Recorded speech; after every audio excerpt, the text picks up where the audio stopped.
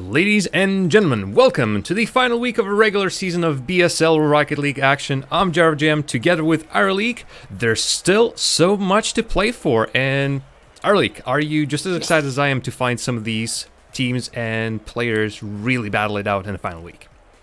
You know, this is the week of Pride, Jam. There is still stuff on the line. We still have to decide one of our teams to... Well, we don't have to decide. They have to go out there and prove themselves worthy of staying in the VSL for next season. We're going to find out the final identity of those that final team to get eliminated. In terms of the land places, it's all decided, but it almost feels like a bit of a showcase week this weekend, and I'm excited to see some teams prove everybody wrong, go against the stats, and give us some excellent final games to round off league play. Well, let's immediately jump into the current standings. Of course, Time Chasers still in that top one spot. We would technically say they've been moved from there because Team Black Diamond at some point was leading them, but just because the Team Black Diamond at that point have played less games than Time Chasers. For now, Time Chasers still haven't dropped a single series, dropped 2 games to Team Black Diamond and 1 game to Imperial in their respective series, but still not a series lost. And today might be the last chance of one of the teams to try and knock them down. Just a peg, just a notch. Still wouldn't matter because Time Chasers and Black Diamonds, those 2 top spots that have been there for the LAN teams to go and take, or whoever ends up in first and second spot will go to LAN and Tallinn. More about that later. They're still there. Nothing can potentially knock them down of that, even if both Time Chasers and Team Black Diamond lose it. But for the rest of the teams, there's still a little bit of movement that can be done in this week. Yeah, and it's going to be very much a warm-up match for both of those 2 teams. So Team Black Diamond, they're actually getting involved in that whole relegation scrap because they go up against Team Small Brain. That's going to be our 3rd match of the week. Our 2nd match of the week is, in my opinion, the most important of them all. That is what actually decides the fate of one or opens up the fate of another team. Postgame Strong, who have had a late surge, to say the least. I cannot believe, after the season that they have had so far, that they're actually out of the relegation spots. They face Mind Games, of course. They're already eliminated from this season. If Postgame Strong beat Mind Games, then that 3rd match will mean nothing. Team Small Brain will be confirmed eliminated themselves. But Team Black Diamond, they have a chance to put one over on them, to add the insult to injury, so to speak. If Team Small Brain find themselves in a place to recapture a non-relegation spot, then they have got a mountain to climb. But Imperial versus Bad Dudes is our first game, Jam. I'm very excited about this one, mostly because it does very much give Bad Dudes a chance to upset the form book. They have been the form team, though. Any team that they have faced that is in the top 4, they have been 3-0 swept by. Any team that they have faced outside of the top 4, they've beaten. So, Imperial, Jam, they're in the top 4. The stage is set. Just on paper, really, this should be for Imperial, and we saw Tagmata last week really pop off. He finally stopped playing just defense, and he is still in the lead with most saves made. He still has a ton of goals scored, at least for his team, but he has been there in and out, just playing like the role of 2 or 3 players all at the same time, not always succeeding. But with his foray into attack just a little bit last week, he has been looking absolutely tremendous. So today, for Haloom, Dr. Zil, and Wanskunk on the side of the Bad Dudes, they really should hope that it's the defensive Tagmata and not the all-out attack. I'm going to score so many goals because, heck, I liked it last week. I mean, you say I hope it's not the defensive Tagmata. I always find the saves per game stat to be a bit of a double-edged sword. If you're top of the saves per game stat, then it shows that you are rotating well, or you're making a lot of good saves, which up until last week, that is what Tagmata was. He was the goalkeeper. Like, we're not even talking anchor player, we're talking goalkeeper for Imperial. Rarely got up into the offensive half to contribute to attacks. And you can see that in the save stats, because Imperial have been a frustratingly inconsistent team. They kind of look okay, and then they don't look okay, and they kind of wither away throughout a series, often gifting teams chance after chance after chance to score. And if you don't have those same opportunities themselves, then problems start to arise. But Tagmata getting up into the offensive half was a real game changer, quite literally, over the course of that series. When Tagmata was in the offense, when he was given opportunities, he scored them. And I was shocked to be looking at the stats earlier this morning, Jam. Tagmata, top 5 in goals per game. He more than doubled the amount of goals he had scored in that one series than over the entire course of the season up until that point. It was quite literally like throwing the shade off of the scene that we had supposedly been seeing and saying, oh, no, wait, this is the real picture. This is what Tagmata is capable of. I hope that we see that Imperial today, because if they don't bring Tagmata into the offensive third, that's going to give Bad Dudes opportunities. And Bad Dudes, the whole reason why they haven't been successful against top 4 teams, at least in my opinion, is because those top 4 teams have been able to close them down in the midfield. They've been able to deal with the amount of shots that they put on target, and that's what Bad Dudes, I feel, are known for best. They put lots of shots on target. They're not necessarily technically brilliant. They're not necessarily flair-filled, but they are able to lay down sieges. If Imperial can withstand those, they should be walking away winners. Another strong point for the Bad Dudes, of course, are their passing plays. Witnessed that last week in their series against Mind Games. And while Mind Games took the first game with a pretty commanding 4-0, Bad Dudes have clawed us back and then 3 straight wins after that. It took Dr. Zool a little bit of time to warm up. We've been pointing him out as the weakest player on that team for the first couple of games, but then he came back with some fantastic goals. Some of them, really, we could even say they defined that victory for the Bad Dudes, eventually taking it down. Unfortunately, Bad Dudes later on in the day had to play against Time Chasers, and well, we all know how that series went. Not the worst of the results of the Bad Dudes, but it still was a 3-0 sweep from Time Chasers. It was a weird one, because Time Chasers had Sonic V2. Again, not saying Sonic V2 is a bad player, but whenever he's played in Time Chasers, they've looked vulnerable. Not necessarily... Again, it's not that they're vulnerable in defense with Why Not Party in their play. The difference with Why Not Party is they're such an offensive, cutting rotation that they don't allow teams a chance to think in the offensive half, because they never get there in the first place. It's all defense, defense, defense. Sonic, a bit more of a conservative player, in theory fits into the roster just fine. In practice, allows teams to get out, and in all honesty, pushes them to do their best to convert the chances when they come along. And I think Bad Dudes, they didn't play badly. They didn't play badly against Time Chasers, but they did miss their opportunities when they came along. They panicked a little bit. And that's why we didn't see Time Chasers falling to the sword, as might have been the case. I think we're ready to bring our players in, Jam. Imperial versus Bad Dudes. Any predictions from your side?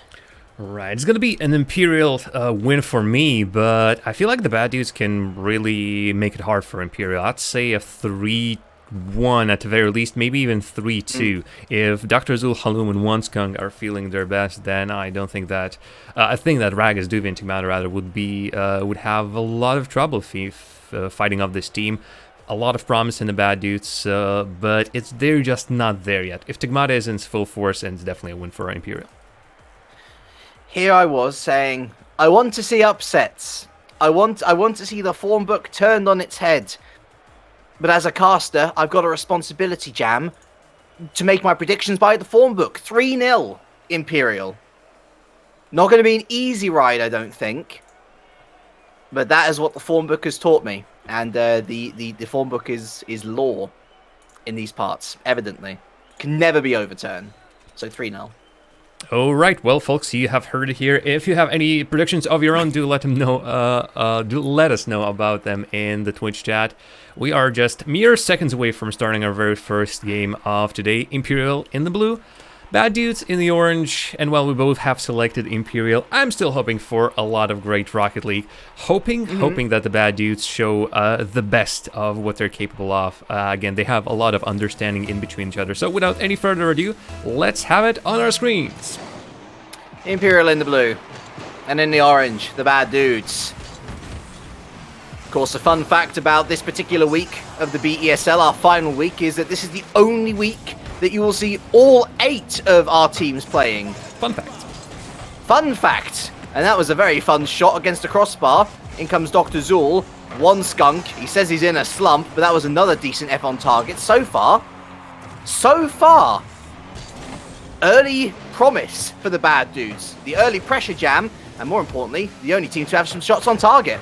Oh, look at that. They're trying to set up a passing play. They had the player up front on the field. And with a save, but the bad dudes are once again looking for each other, looking to try to move the ball not just somewhere to the blue half, but to someone in the blue half. And they have the player to go for it. Dr. Zool misses. Couple of explosions really throwing the smoke screen even for us. But the bad dudes do persevere on that defense. Tagmata gets his first shot at goal. Haloum with the save. Speaking of, that's an angled shot towards the far post. And Raggis sweeps up. Taken to the skyline this week, Raggis, an interesting choice. I thought he played pretty well last week, was a lot more creative. One skunk. What a brilliant touch there from Tagmata just to put it straight down, and Tagmata helps it away and Raggis gets the pinch downfield. Dr. Zool can't get past Raggis at the midfield. Haloum able to continue to play onwards. But this should be an easy clear by Duvi, and away off the top of the cage it goes. Slowly building up their attack, the bad dudes trying to find some sort of a gap in the Imperial's defense, but they're sitting solidly. Look at that, all three players returning quickly in the defense, all in a line now. The bad dudes drop down under pressure. Perhaps this will be a great moment actually to put a little bit of that pressure on Imperial. The bad dudes respect their opposition. They feel like they might be, and really, again, we've talked about this pre-game, that they are the weaker of the two teams in this matchup. But it doesn't mean that they necessarily have to play like the second partner in this matchup. No, they can indeed define and dictate the pace. And right now, once again, trying to set up something a little bit too clumsily. But this actually was a little bit too clumsy of a back pass. Still, bad dudes don't react. I was going to say, if you were watching the BESL for the first time, you wouldn't say that the bad dudes are the second best team. On paper, at the very least. Imperial have failed to get going in what seems to be a very Imperial move. I'm just wondering whether this inconsistency is going to upset the form book. Tagmata gets the intentional team bump there from Duvi, but actually it kind of works out. Raggis with possession. Infield once again. Haloum into the center circle. Tagmata returns to center. Raggis leaving the bad dudes a player short. He has respawned now. Going to have 30 boost, but one skunk going to take control of the situation. Out from the back goes Haloum. Tagmata winning the challenge in midfield. Gets the 100 boost at midfield at that as well. And one skunk is left with some poor touches there. Tagmata off the backboard, but Raggis misses his read. And although one skunk is taken out to play once again, it's still a bad dude's offense. Raggis round the corner. Haloum comes in. Round the corner again. Dewey tries to get it away. Haloum misses his touch off the backboard. Raggis misses his clear outwards. And Tagmata's left to clean up again. More cleanups. I'm loving actually what Dr. Zool is currently showing. He's good with the reads. Oh, this is very precarious, especially with Raggis going in there. They just took so long of a time to clear that ball out of their own half. This touch was, I say, decent, but Tagmata, I'm not sure what he was trying to do with that flip, but that flip completely and utterly missed. I don't know what he was trying to do either. What he did end up doing was gifting a goal to bad dudes. The defense was looking shaky as was. The last thing they needed to do was blow up their own defenses. Save from Raggis. They really need to get their head out from wherever they put it, Imperial, because they looked poor in this first game. They looked really poor, and bad dudes are taking full advantage. Duvi and Tagmata double committing. Open net. Dr. Zool, Haloum just keeps the play alive and continues to do so, chasing that ball down with real intent. One skunk. And Tagmata completely whiffs. You know, Jam, we were talking about, I want to see this offensive Tagmata pre-game, right? We want to see the offensive Tagmata again. That's where he needs to be. He has been stuck in defense for one reason or another, and he has not looked good. And it's not helping that Raggis and Duvi are also not there to completely and fully support Tagmata. This has been the weakest that we've seen Imperial, or at least that's the components of the weak-looking Imperial, is when Tagmata can get out of his own half, he's forced to do a save after a save after a save, and Raggis and Duvi, while being there, can't exactly convert all the plays that are afforded to them. And this could be even with a 1-0, this is a deserved win for the Bad Dudes. They just didn't let Imperial do anything on the field, and the whole team as a whole has been shut down. Good method impression, though.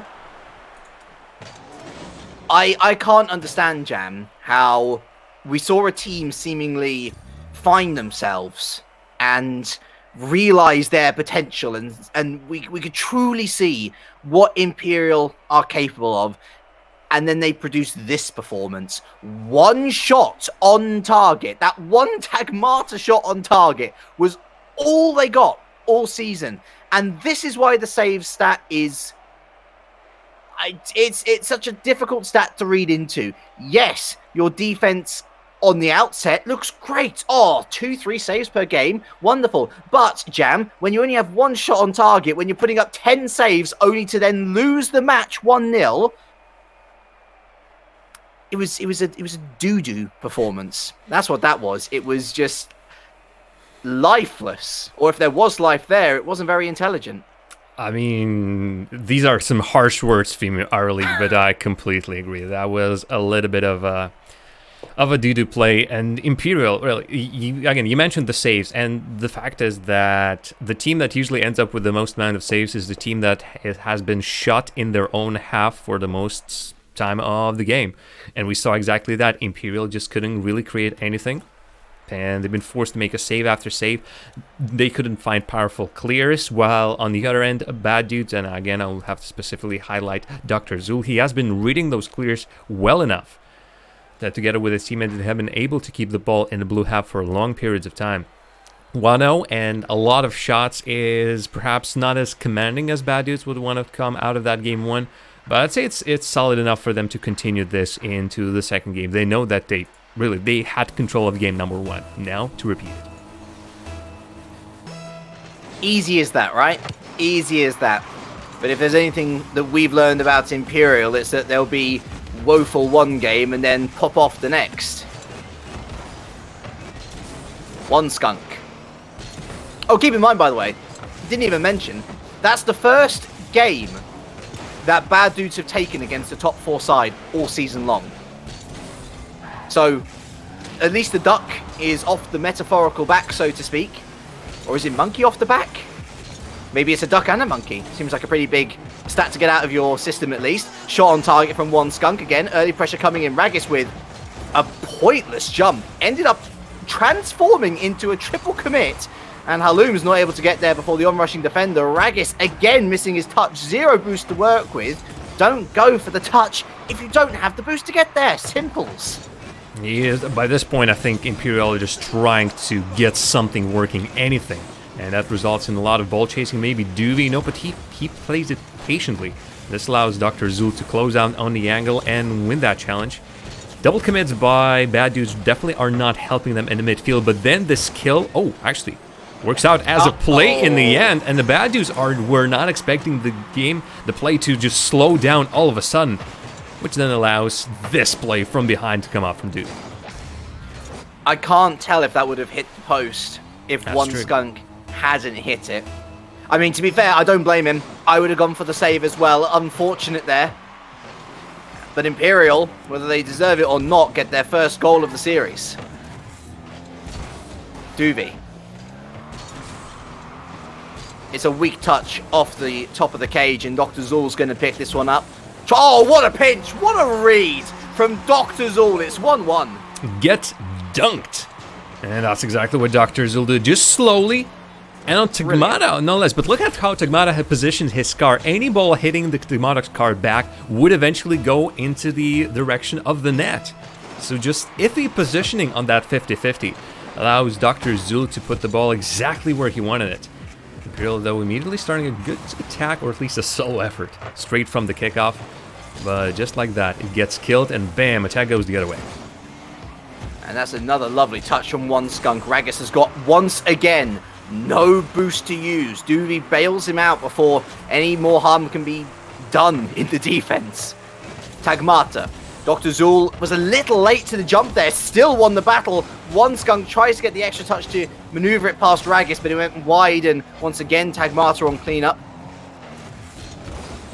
Halloum with the challenge. Tagmata misses his touch in the midfield. Dr. Zool looking for Halloum. Halloum doesn't get the redirect, but he does pass it back ultimately to One Skunk. Helps it off the backboard. Again, easy dealt with by Tagmata, and it's rinse and repeat, Jam. Constant pressure coming out now from Bad Dudes. Since getting that equalizer, they've only ascended into more and more control.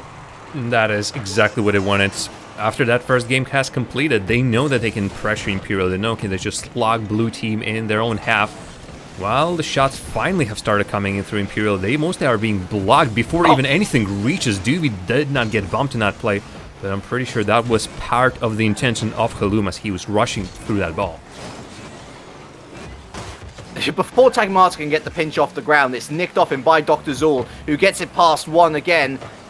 Halloum goes high. One Skunk. His trajectory was all wrong. Raggis and Tagmata once again combining. These players are far too close in defense for my liking. They are really tightly packed, but in the wrong places. Doesn't make sense. The defensive rotation completely off. One Skunk looking for the demo, and Tubi helps it into the middle. Dr. Zool wasn't willing to commit. And once again, Imperial get away with it, but stopped again before they can reach the halfway mark by Halloum. Finally, they break into the orange. Rough stuff from Imperial, and it will only, again, take one extra push from the Bad Dudes. One slightly less passive play, but I can understand their unwillingness to perhaps to really go all out. You don't expect all these mistakes by Imperial, but they are starting to build up. They're starting to be visible with something I can only describe as a naked eye for us here up in the commentary booth. So if Bad Dudes just put an extra player up front, then I feel like the goal is just gonna come, and that will all be through Imperial really not performing up to par in their defense. Tagmata's going a lot more offensive, I notice. He's actually just staying upfield to try and contribute to these attacks. It feels like a relegation tactic almost. Throw it up the other side of the pitch and hope that your striking can get onto it, but they need to switch up the tactic. And honestly, if it means putting Tagmata in offense, that's a great sign, because right now Raggis and Duvey are struggling. One Skunk misses his touch, and again Tagmata forced back into the offense. Oh, look at this, One Skunk's lurking. He's lurking. Touchdown, Halloum, surely no. Big interception from Duvey, and still the pressure comes on Dr. Zool inwards. Raggis finally gets it away. That was crazy. That was improvised, fully improvised, because that was a pass backwards. That was a One Skunk on the wall without any boost. And they still managed to create something out of it. They were reacting to all the changes, to all the plays, to all the ways that play wasn't really going their way. So credit for creativity for the Bad Dudes. Ball still has not dropped. Halloum really wants it to be on the ground as soon as possible. Overtime, our league. And I still wouldn't give this to Imperial. It was great vision. You'd argue it deserved a little bit more at the end of it. Dr. Zool, it's a simple touch up high. One Skunk, Duvey gets there first. And they've got to be careful, Bad Dudes. I know what you're saying, get more people up front, but they don't want to overcommit and allow Imperial that one opportunity that would see them get the golden goal. One Skunk once again lurking on the backboard, and he does get the interception on Raggis, though Tagmata's allowed freedom of the offensive half, gets the pinch off the backboard. Not exactly a great touch, though. Halloum, oh my word. I don't know whether he was bumped or not by Raggis, but the clearance coming through eventually. Oh, what a great challenge from Raggis as well. He's just ball chasing. Halloum takes out Tagmata. And oh my word, Raggis with the dunk himself. Somehow the Bad Dudes get away, scramble away. And One Skunk gets it into the blue. Halloum towards the corner. Tagmata with no boost misses the 100. Halloum steals it. They're going to be lights for a little bit here of the Imperial defense. Dr. Zool gives it up to One Skunk. Tagmata again just resting on that little ramp between backboard and floor, just trying to save his team. Another big interception coming through.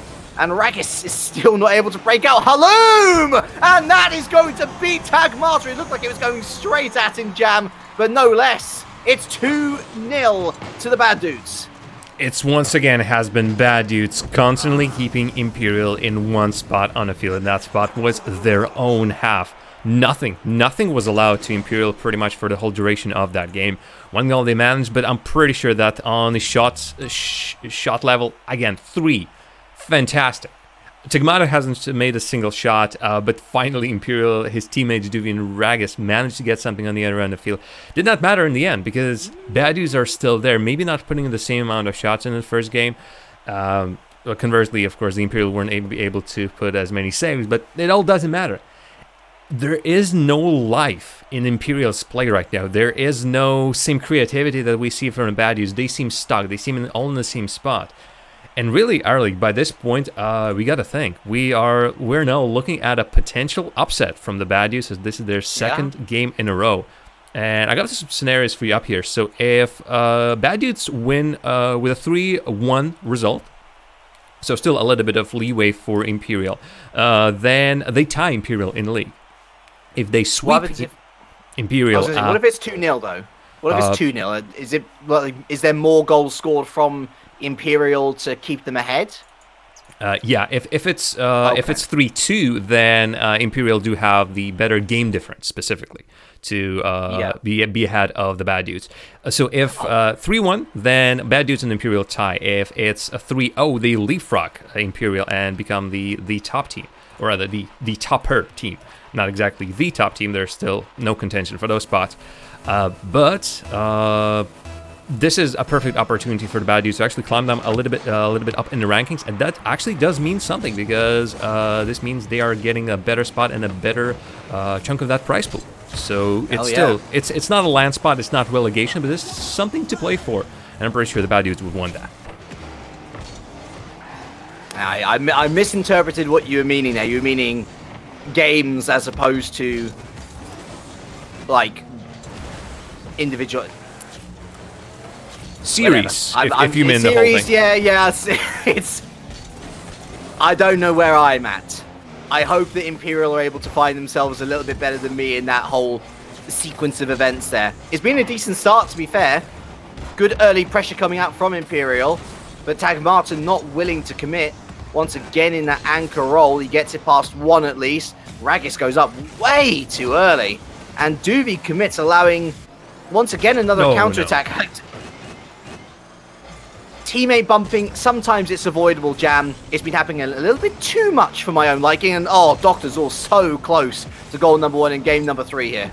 Ooh, interesting back pass from the Bad Dudes as well. That allows him immediately to move the ball back, even bringing out some of the Imperial players to think, all right, the ball is leaving our half, the ball is past the midway line, we are just gonna start up front, but that immediate back pass with enough strength. Didn't catch Tagmata off guard. He is still keeping his head in the game when it comes to defense, but again, interesting plays from the Bad Dudes, and I'm loving what I'm seeing from them. Now field we go. Duvi has a free shot on net, and Skunk does the best that he could there. He was lacking the read, and so he was a little bit late to the scene, but he just flicked it up, and that allowed his teammates all the time in the world to do what they could. But once again, Imperial came knocking, and this time they decided to just barge down the door, Jam. That's 1-0 Imperial, and to be fair, you can't say that they haven't deserved this lead. They've been much more involved. They have started putting a lot more pressure on the Bad Dudes, but it's the Bad Dudes who themselves have started giving Imperial too many chances. Yet another free opportunity on the net by Duvi, and Dr. Zool was in the net. He just hasn't positioned well enough. He reacted just a tad too late, and as a result, just couldn't reach, perhaps out of boost. But as a matter of fact, it was just another clear-cut opportunity, and Imperial finally took it. Big boom downfield then. From Dr. Zool, and a massive miss. Ragus is looking raggedy.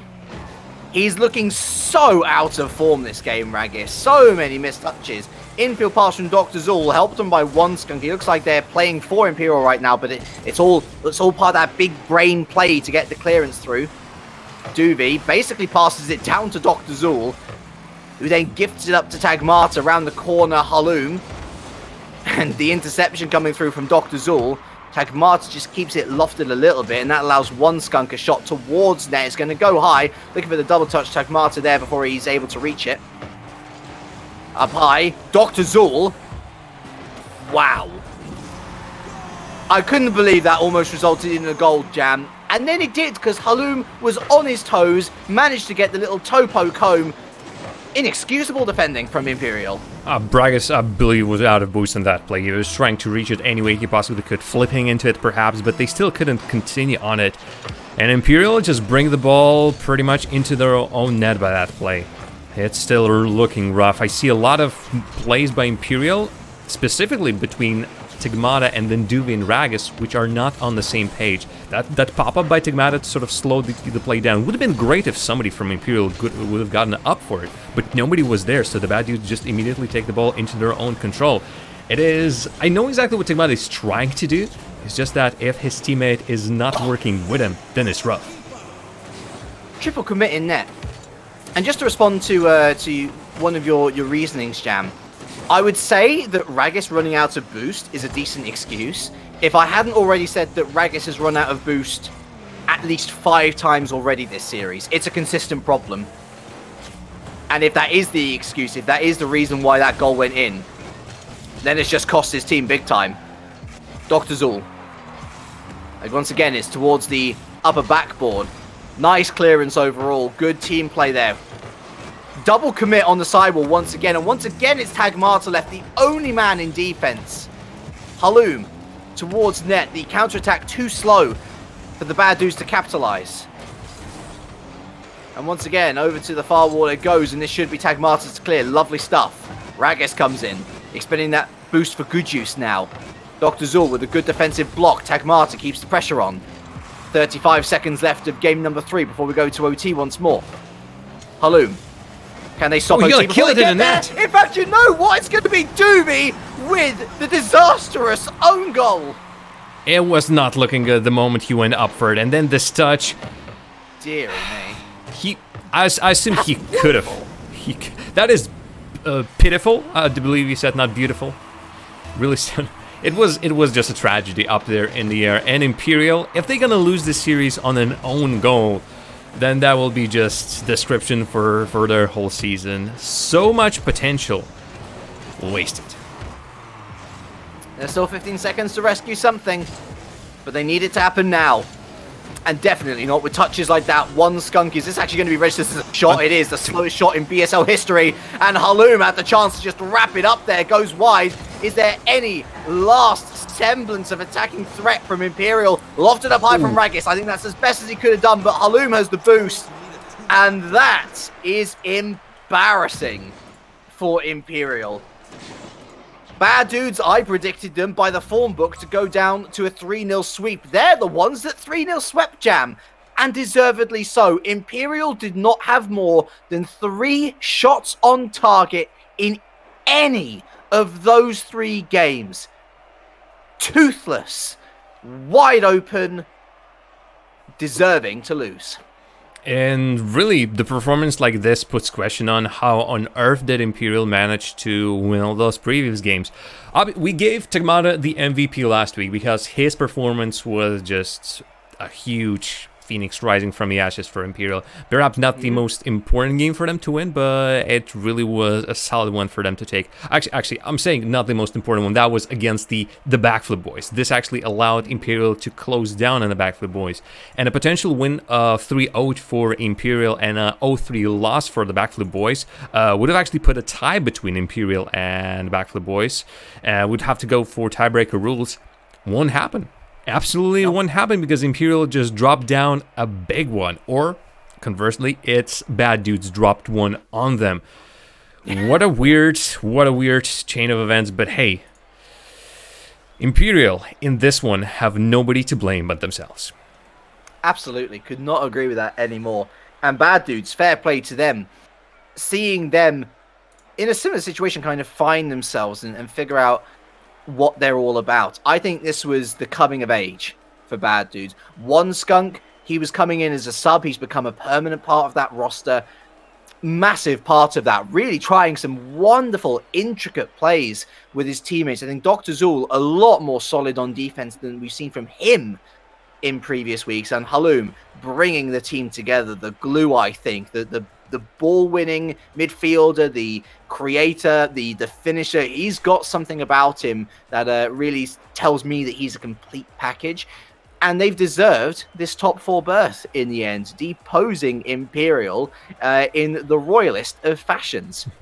But speaking of deposing, Jam, it's time to go down to our relegation fight, I think, for our next series. It's going to be after these messages, of course.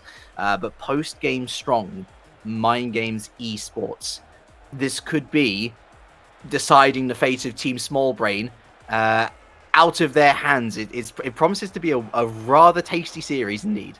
Indeed. Well, all after these ad messages. Don't go anywhere.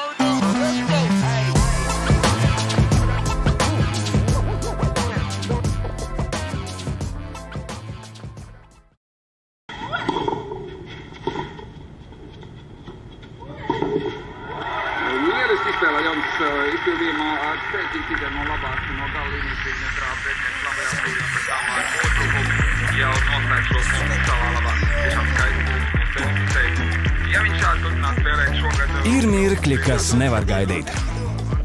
Paņem tos līdzi, lai kur tu būtu. Helio ITV televīzija, kas pielāgojas tev. We're 1,000 miles from comfort. We have traveled land and sea. But as long as you are with me, there's no place I'd rather be. I would wait forever, exalted in the sea. As long as I am with you, my heart can take you to be. With every step we take, Kyoto to the bay, strolling so casually. We're different and the same. Yeah, you another name. Switch up the battery.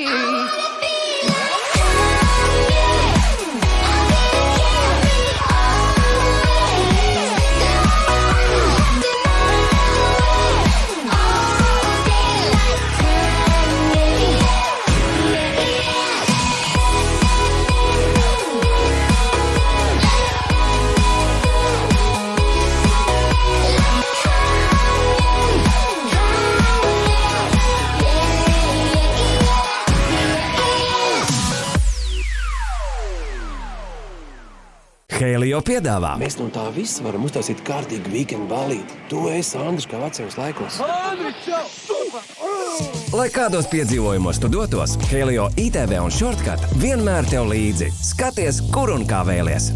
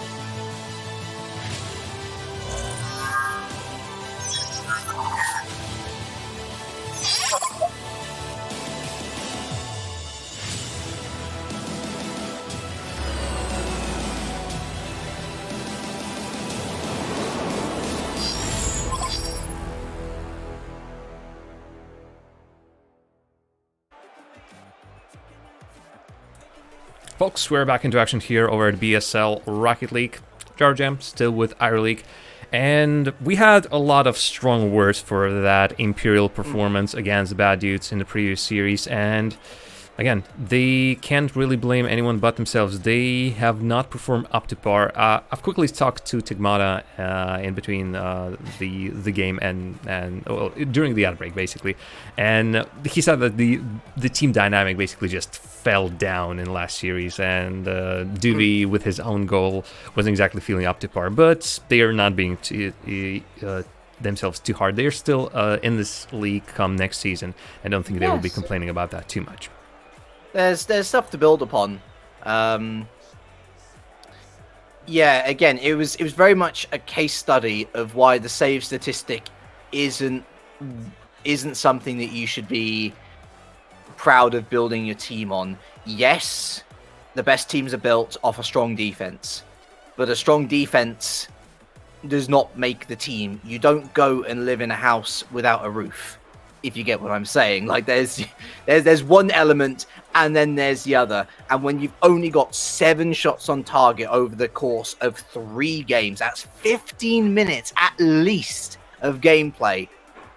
7 shots just isn't good enough. You need to be getting at least 1 shot per minute played so that you can say that you've had a good amount of shots per game. It was just woeful. And the defense did itself no favors, so we can't even say that it was a strong defense in the first place, because there were triple commits, double commits. Ragus was continually running out of boost. Tagmata was continually getting stretched to try and bail his team out.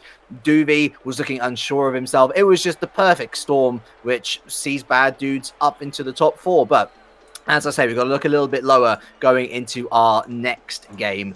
Post-game strong versus mind games. The maths is simple, Jam. If post-game strong wins this series, they have condemned Team Small Brain to relegation. It is, yeah. And that's that. It's as simple as that. If they win, they survive. Yeah, it's if you just want to put it into easier terms, it's exactly how it goes. Postgame Strong, after winning that one series last week, really gave them some fantastic plans and hopes coming into this one. Team Small Brain just couldn't do really much in that one. Although, quickly looking back at it, of course, was a pretty tight series. After all, 2 overtimes to start this one off. Not the cleanest gameplay from both of the teams, but in the end, Postgame Strong persevered in 3-0 series. This could be interesting. Obviously, the short story is that if Postgame Strong win at least 1 game, it's over. It's like done and dusted. A lesser result gives Team Small Brain an opportunity to chase Postgame Strong on game difference. They need to sweep Team Black Diamonds to get anywhere close to that, which is crazy. If Mind Games Esports do win this series, there's still a lot of crazy stuff that's going to be happening. We'll be following that throughout the day as this unfolds. But for now, it is, of course, the very, very traditional roster of Postgame Strong that's been used for these past 2 seasons. Dipsy, Rukava, Arceus, whether they will stay like that for next season remains to be seen. But against them, Flake, Timotheus, and once again KK is joining that roster. And early last week, KK has already played with Mind Games versus the Bad Dudes. And I wouldn't exactly say that substitute made any sort of a difference. KK was not feeling like a part of that team at all. But they've had presumably, unless it's a late sub, they've had a week to play together.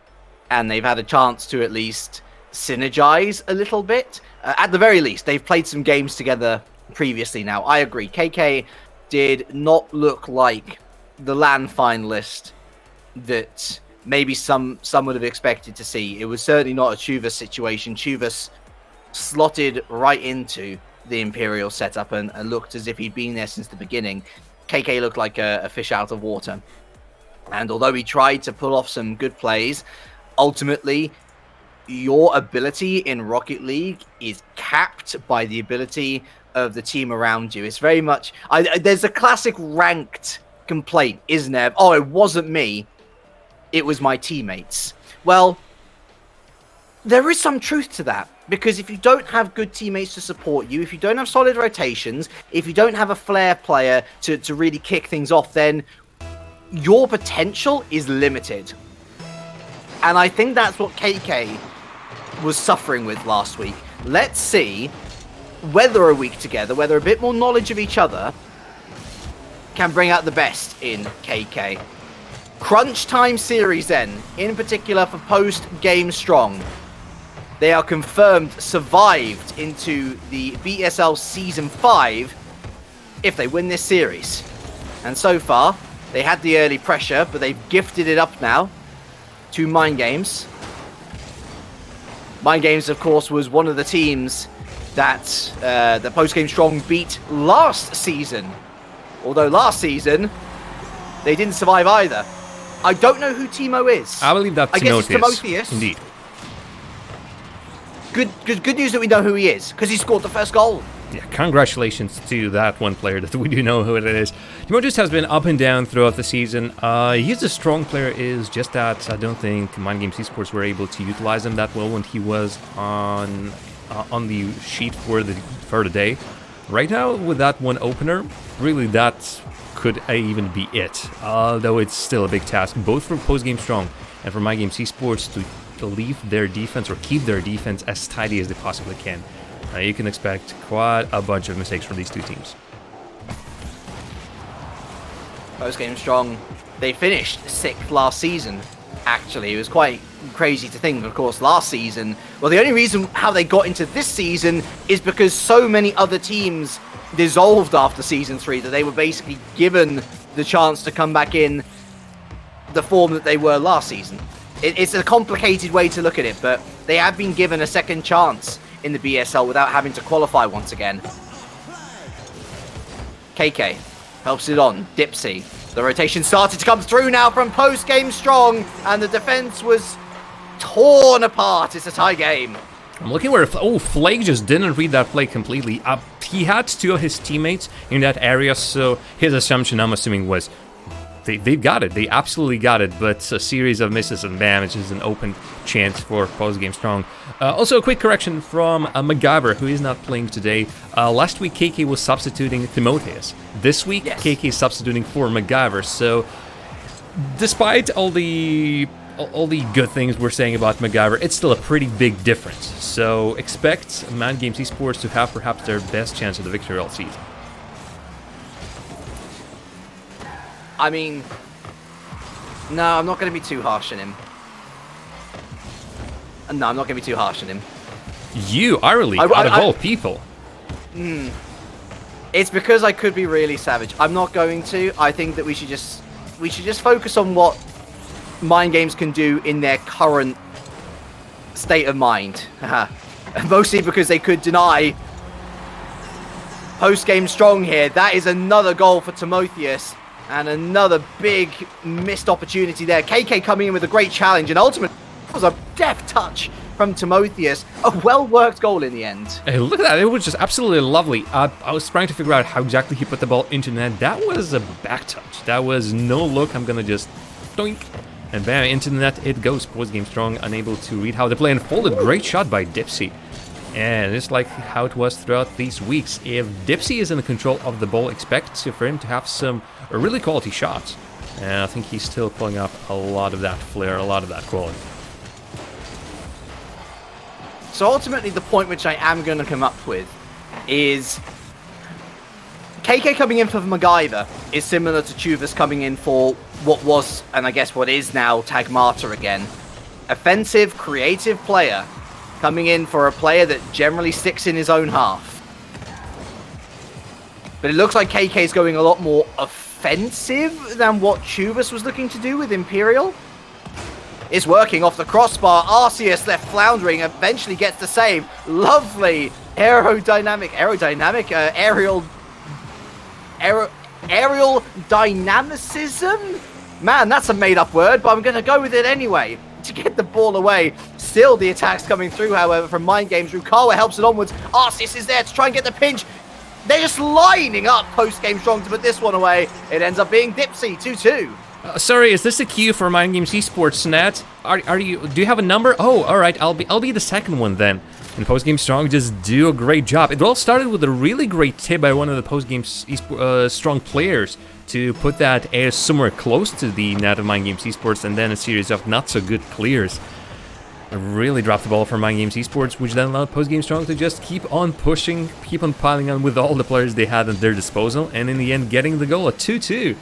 And well, we expected the series to be quite an interesting one, and it's so far unfolding to be just that.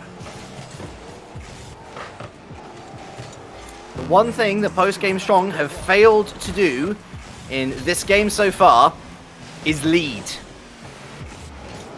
They got a minute to make it happen. Flakesy. Over to KK. Team around the corner. Flakesy looking to run interference. Arceus out to who's completely free, and that is the that they were looking for. Offside.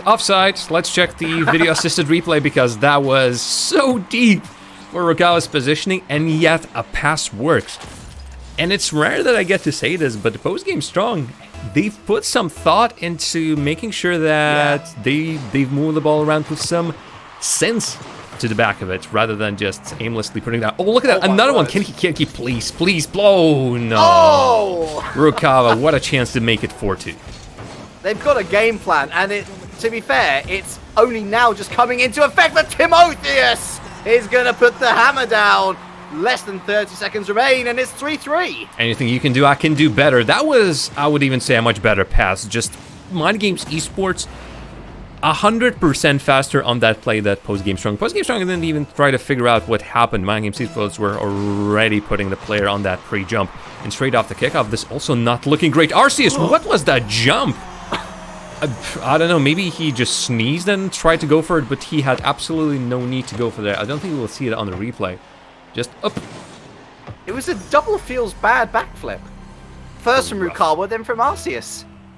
And as quickly as Postgame Strong took the lead, Mind Games Esports have snatched it right back. And all of a sudden that miss, I mean, it was a difficult shot to redirect for Rukawa. But if he had got that on target, it would have been advantage. Maybe there's still advantage to come. Arceus towards the net, Flakesy into the side. Dipsy, ball up high, although that's a difficult situation for any of them. Dipsy's going to try and travel with it. Over to Rukawa, keeps it up high. I don't think Arceus has got any boost, but Flakesy's, KK rather, is on the backboard. And that's going to be end of game one. What an entertaining game one it was as well. Mind Games the victors, but make no mistake, it could go anyway if that was the balance of things. 6 shots on target for Mind Games, 6 shots on target for Postgame Strong. Seems quite a fair reflection. It was a back and forth game. While I love what Postgame Strong are showing today, this amount of goals is a rare sight from them. It's the fact that they were still giving Mind Games and their best players too many opportunities to really show their best on the field. The speed with which Timotheus has been moving the ball around the field was just something that Postgame Strong couldn't contend with. That resulted in that hat-trick. And small mistakes, they just add up, and Postgame Strong, we see a lot of them. And sometimes it just snowballs into something uncontrollable. Postgame Strong was the only team in the season that the time chasers were able to beat with a scoreline of double-digit scoreline, which was, again, just reminiscence of that first season where Weite and Professional Ball Chaser were doing absolutely what they wanted to do with both Postgame Strong and Mind Games Esports.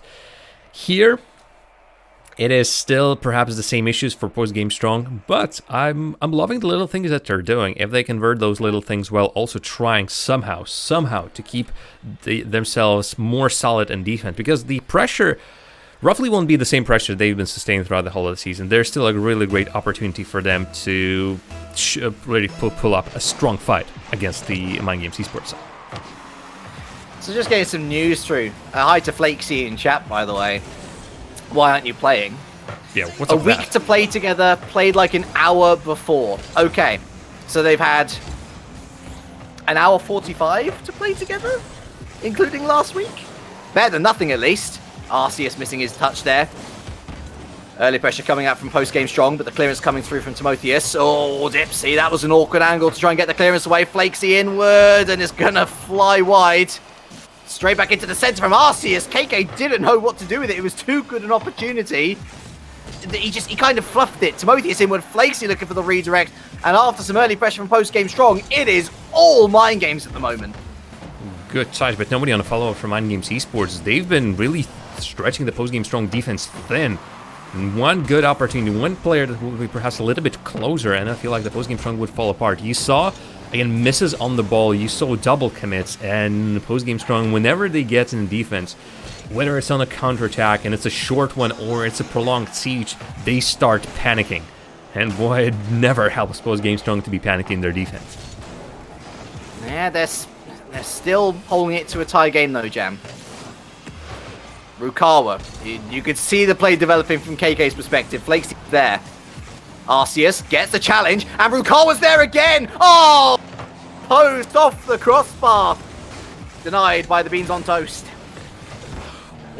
Still loving what Postgame Strong are managing to do with these passes. A player that lingers in the attack is giving Postgame Strong so many opportunities to bring one nifty goal into the net. All they need is precision. Right now it has been betraying them. And I really hope that Rukawa does beat two of the players. Might even stay for another one if his teammates are in support. Not yet, and this actually opens up the play very dangerous for Mind Games Esports, despite just a moment ago with Postgame Strong having a good counter-attack and opportunity. What is this? Oh! It's pain. Get it away! Someone get it away! Finally, Rukawa downfield, straight to Flakesy. Arceus. Can he actually touch the ball? No. KK. Oh, Dipsy with the challenge coming in, finally. Flakesy to the midfield. Arceus is there. It's actually going to go towards net as a shot. And Timotheus going to bring this one out from his own half, looking to get Trixie in the air himself. Rukawa with the interception. In comes KK, another good save coming out from Arceus. Dipsy should be able to deal with this comfortably. Into the corner, round comes KK. Infield pass, Flakesy! Oh, what a save from Arceus!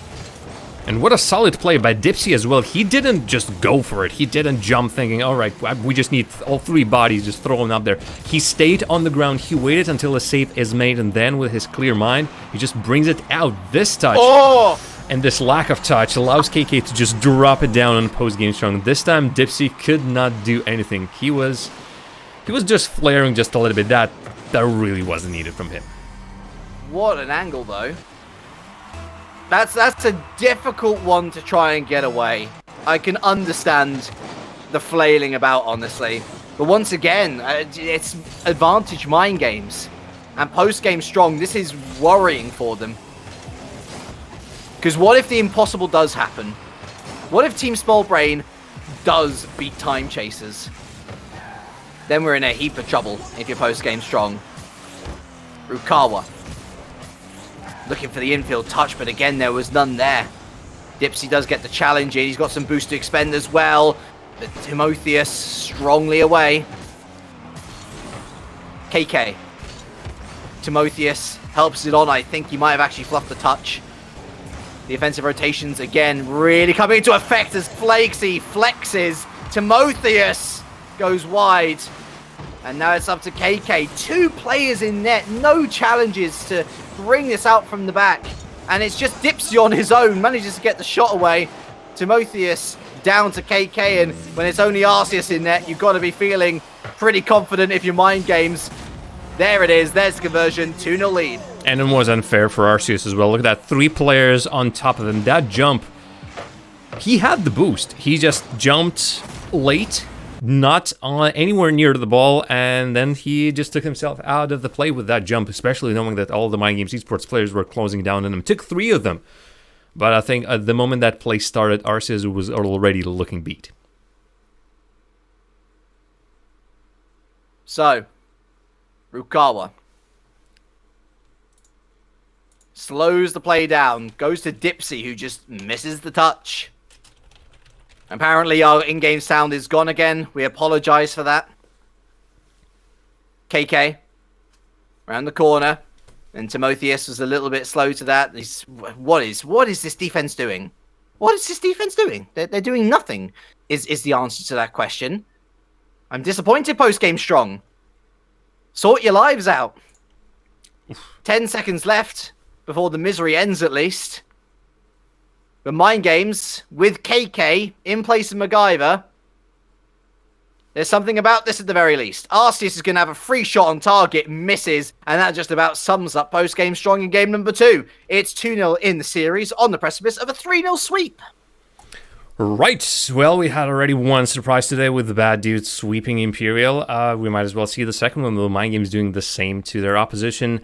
Timotheus still that leading player, perhaps not really pulling away from his teammates this time, no hat-trick, but 2-0 is still enough, since Postgame Strong, well, having for the seventh week in a row, or perhaps if you consider the previous season, maybe the 14th week in a row, Postgame Strong have some good ideas. I'm now seeing even some new stuff from them, the stuff they haven't been trying before. It's just that when you're not used to playing like they're currently trying to play, then it's all for nothing. Then you're just trying to really force it. And great if you have the technical ability, if you have the positional awareness to pull off these plays. But when you're just trying to force them in, and most of the time they're just not working out, well, what can I say? It's a tad rough for them. Possibility for Postgame Strongs to still claw it back, but for now, it is looking like the Mind Games with Timotheus, Blake, and their sub KK, who's still just there for supporting features, but he's supporting that team well. Mind Games Esports have a chance to sweep their most fierce rivals. I'm trying to... Have I called Mind Games out too early here? If they 3-0 sweep post-game Strong, goal difference, or game difference rather, is equaled. So it does come down to goal differential, doesn't it? Or is it who scored the most goals? This might actually be a case, folks, where if Mind Games pull off the sweep, we might have to come back to you after the break with what exactly has happened. Because thankfully the system counts all of that. In which case, Team Small Brain, if Mind Games overtakes post-game Strong, then Mind Games could yet survive the season. Because if Team Small Brain lose, yikes. It is. Let's put it this way. Let's put it this way, right? Post-game Strong, you just need a game. Just take a game off them, and you should be fine. But they need something, because game 2 is only downhill.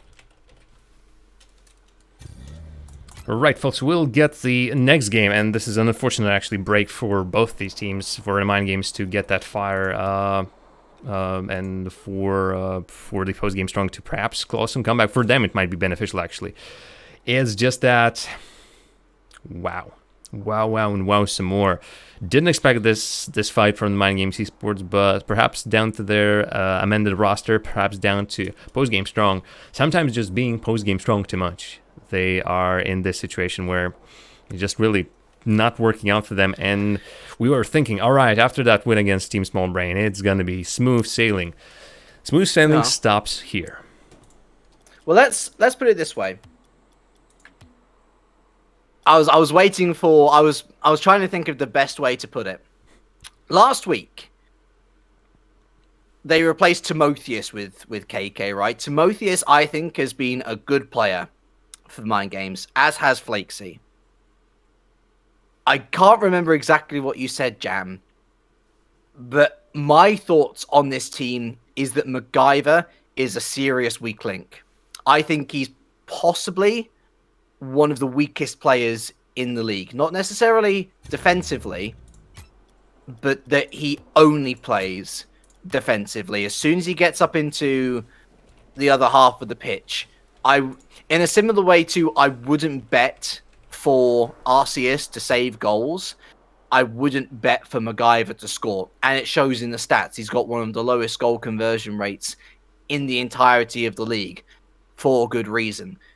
And so I think I spotted someone in chat saying, oh, you know, they say that it was a poor sub last week, but it's a god tier sub this week. No, I think it's literally the quality of the player that they're replacing. Replacing Timotheus with KK is going to have less of an impact than replacing MacGyver with KK. And as I say, the two players could not be more different. MacGyver almost rooted to the goal in most of the games that we've seen him this season. KK, you just got to watch season 3 to know what he's about.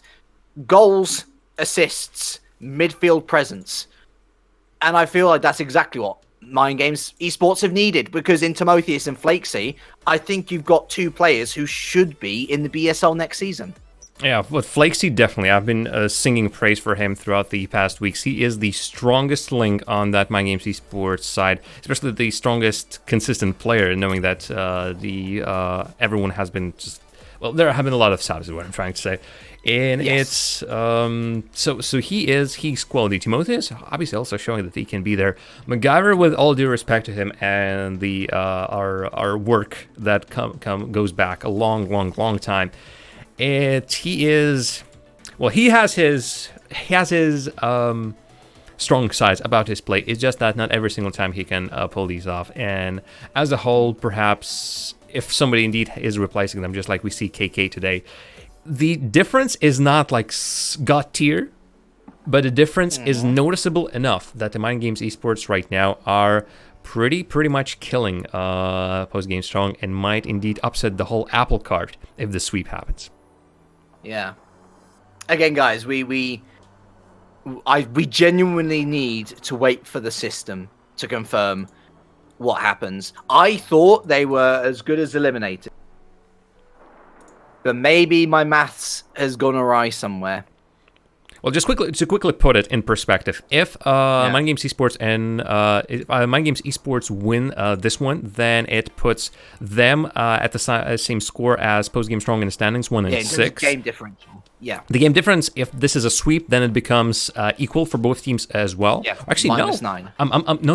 I'm telling a lie, because Mind Games Esports go on 9, Postgame Strong go on 12 rather, or -9 and -11, 12 respectively. Numbers very hard. So already on game difference, they're ahead. Oh yeah. Yeah.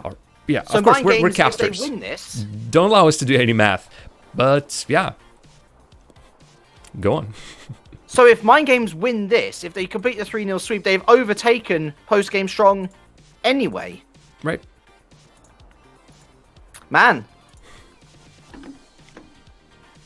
You know, we're dumb sometimes. We forget that scores go both ways. We're like, oh, but they're facing each other, and that's the big difference. Exactly. Okay, exactly. cool. There we go. We're again, casters and math don't really match together, folks. Nah, it's awful. Think we're finally ready to start that third game, potentially last game. Yeah? Apologies for extra delays. But Mind Games Esports, if they still have that far under them, they have a good possibility of sweeping the most direct opposition. So Arlik, let's see what they can do in this game number 3. So, new target for Postgame Strong. You have to win this. There's no backseas. You have to win this. Otherwise, you're gone. Whoops, Monka S. Hashtag casters can't do maths. And hashtag Postgame Strong are under pressure once again. Around the corner, Dipsy. What? Oh my, how did they survive that without conceding a goal? Dipsy's on no boost. Double commit from Arceus and Rukawa, unneeded. Flakesy with the back pass, I think, maybe. Worrying for Postgame Strong in the first minute. Alright, well, that break might have actually killed their fire underneath them just a little bit. That's that really hotness, I suppose, if you can describe it like that. But it would only take them a couple of mistakes they can find, such as this one. KK just lurking there, waiting for opportunity to turn that pass into shot on target. He came this close to making sure that it goes. But look at that pass! Oh, here it is! On the other end of the field. Pre-flip does not work out for Arceus, but applaud his vision to go for it. It's the same tactic. They're using it again and again, and Mind Games look suspect still. Arceus. Dipsy doesn't get the touch, nor does he get the challenge. Just expended boost in that adventure. Rukawa going to chase this. Again, no challenge. Dipsy does win his. Dipsy returns, Flake with the save. Rukawa. down. There was no follow-up from Arceus, who's in the back half at least. KK goes up high, looking for the double touch. No boost on Arceus's machine, but Rukawa comes in. Infield pass. Timotheus doesn't get on the end of it. And the game is looking a little bit more even. Post-game strong, they've settled. And right now, obviously, it's all nerves for the post-game strong. They need to be... They perhaps might even abandon the attack altogether, looking for perhaps some rare counter-attacking opportunities. And here, KK just drops the thunder on top of post-game strong in a net. All-star with a great setup by Timo. But since then, on the ground, they just couldn't chase it down. The pass finally finds KK. You know, it almost feels like whaling in a gacha game. Oh, look at me, I've got all this money. Let me level up all my things better so that I can beat you. But you can't blame them, can you? Post-game strong have exactly the same opportunity to make subs. And they haven't all season long. They've stuck with the same roster. And if I'm being honest with myself, it's a roster that, the way they've played this season, deserves to get relegated. Dipsy is going to try and put my money where my mouth is, though. That is an equalizer, and once again, it's the best player from Postgame Strong this season, giving his team a lifeline. And if anyone, I think, it could do this, the Dipsy, specifically with his individual efforts, can do so. That was exactly it. He was just lurking there. Demo on the flank did help him, but then just follow up and staying in the attack allowed him to put that on target. But just like Tagmata on Imperial's side, Dipsy can do everything. Dipsy needs Arceus and Rukawa, the two brothers. And without them, those game strong, I mean, nothing strong in that team if the rest of the full skin performed that squad. Dipsy, perhaps if he slows this down, 1, but 2 is a tad too much for post game strong in that attack. Rukawa gets the fake out, but Arceus is a little bit behind. He at least gets the challenge in. KK off to the side. Dipsy. Oh, he missed his chance there. And Rukawa was on the same wavelength. Arceus actually doing well to come in when his two teammates were floundering. Dipsy on target, surely. KK with the save. That's as close as they've got to the lead since game 1. And still the pressure comes. Rukawa infield. KK over to Flakesy. Good awareness. Arceus comes in with a challenge. I think that was a double commit, maybe. Dipsy. A little doink, but doesn't convert. Arceus again cleaning up on Rukawa's miss. KK taking out Dipsy. That's a very smart play, actually. And Arceus gets bumped into the ball, gets the challenge in as well. Flakesy helps it towards the net. KK tries to get the dunk. And Flakesy with the skyline now coming in. And Timotheus around the corner again. Constant pressure. Infield passes left, right, and center. But still, post-game strong, hold on. Dipsy trying to get the fake out. He gets it past 1. Smushes it past 1. Arceus taken out now by Timotheus. And that is a very light defense indeed! Timotheus, 2-1. Post-game strong is being demolished in a literal sense, but Mind Games Esports coming in and removing players from the rotations from the defense. And then, while this has been the cleanest goal, at some point, post-game strong, lack of players in the defense, lack of boost will catch up with them. And Mind Games Esports do force it, but with 30 seconds remaining, whatever works, works. Again, another good opportunity. Post-game strong need 1 goal to keep their BESL hopes alive. The ball left lifeless in midfield. Rukawa going to help this over to the corner, but again, they need better touches. Arceus. Is it all over? Let's give a shout out to the BESL in general. Between seasons, the level of play has gone up, and that has seen the P6 team from Season 3 relegated as, at the very least, the P8 team. Well, it's P7 for now. They could be P8 by the end of today. We don't really know. It's super complicated. We're a bit frazzled, but that's it, Jam. One of the only rosters to stay together from last season is gone. And looking at the stats, donuts for Rukawa. It was a bit of a donut performance from him. Arceus trying his best, but talent, as is so often this season, just escaping him.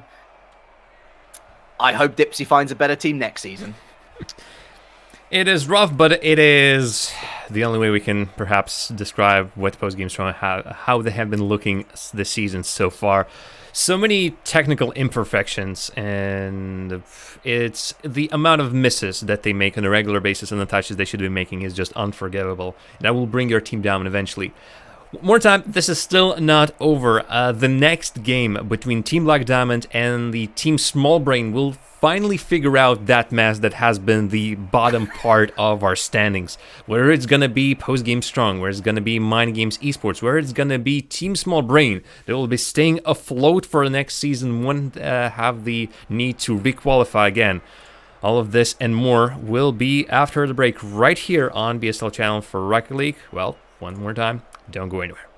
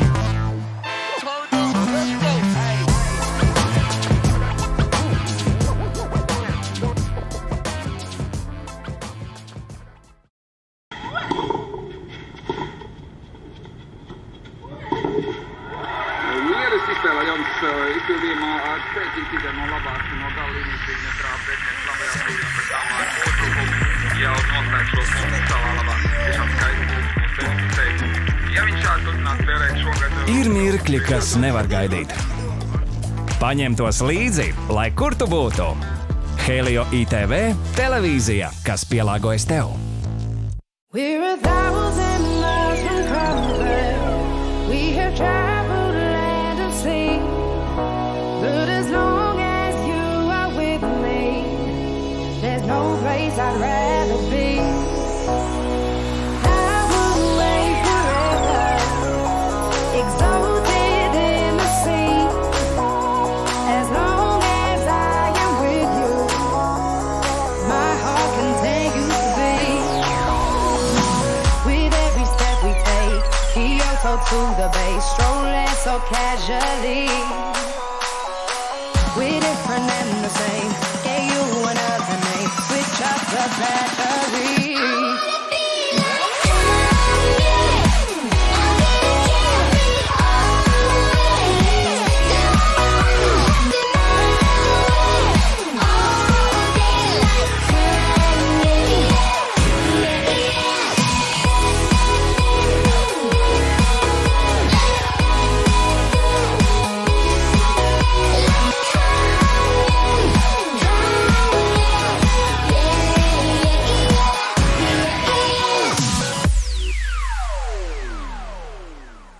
Helio piedāvā. Mēs no tā viss varam uztaisīt kārtīgu weekend balīti. Tu esi Andris kā vecajos laikos.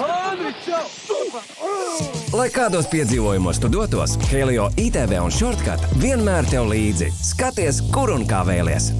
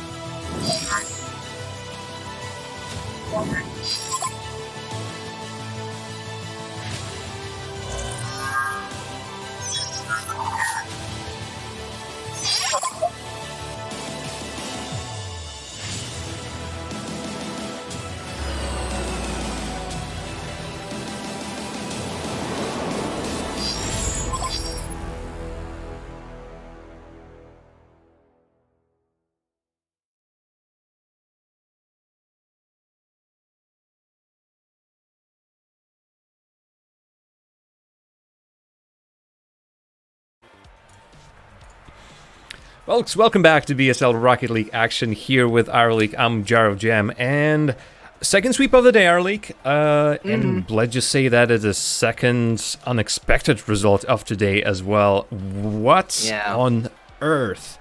Well, we sort of touched on it throughout the duration of that series. It was just the fact that Mind Games Esports have put on a much stronger roster today. And on the side of Postgame Strong, nothing has changed about Postgame Strong, and that was really what brought them down in the end.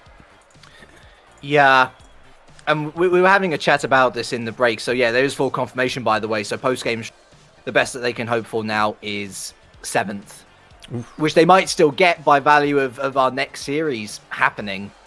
But Mind Games Esports, there's a reason why I'm saying that Postgame Strong deserve to be where they are. And honestly, why Mind Games deserve this second chance at life in the BSL post-season 4. They have been in quite a few series this year. And by that, I mean they've actually looked relatively competitive here or there. They've just, for one reason or another, lacked that clinical edge or lacked that defensive composure. And it was literally what we were talking about throughout that whole series, Jam.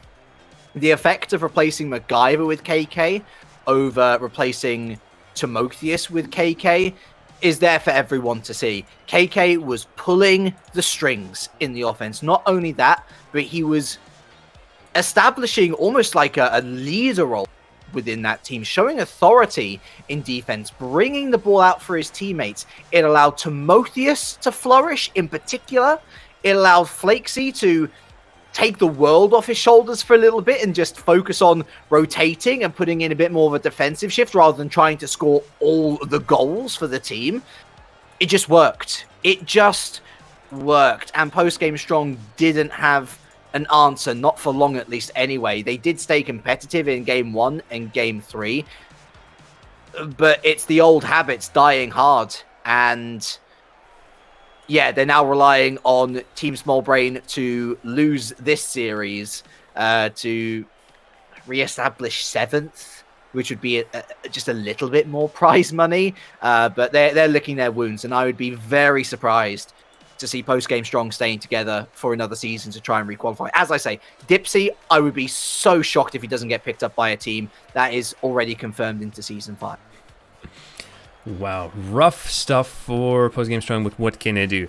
Let's turn our attention down to the third and also very important game of today. Of course, that is Team Small Brain. Now it is partly in their hands, their destiny, that is. Unfortunately, their destiny has like a big giant in front of them. The name of that giant is Team Black Diamond.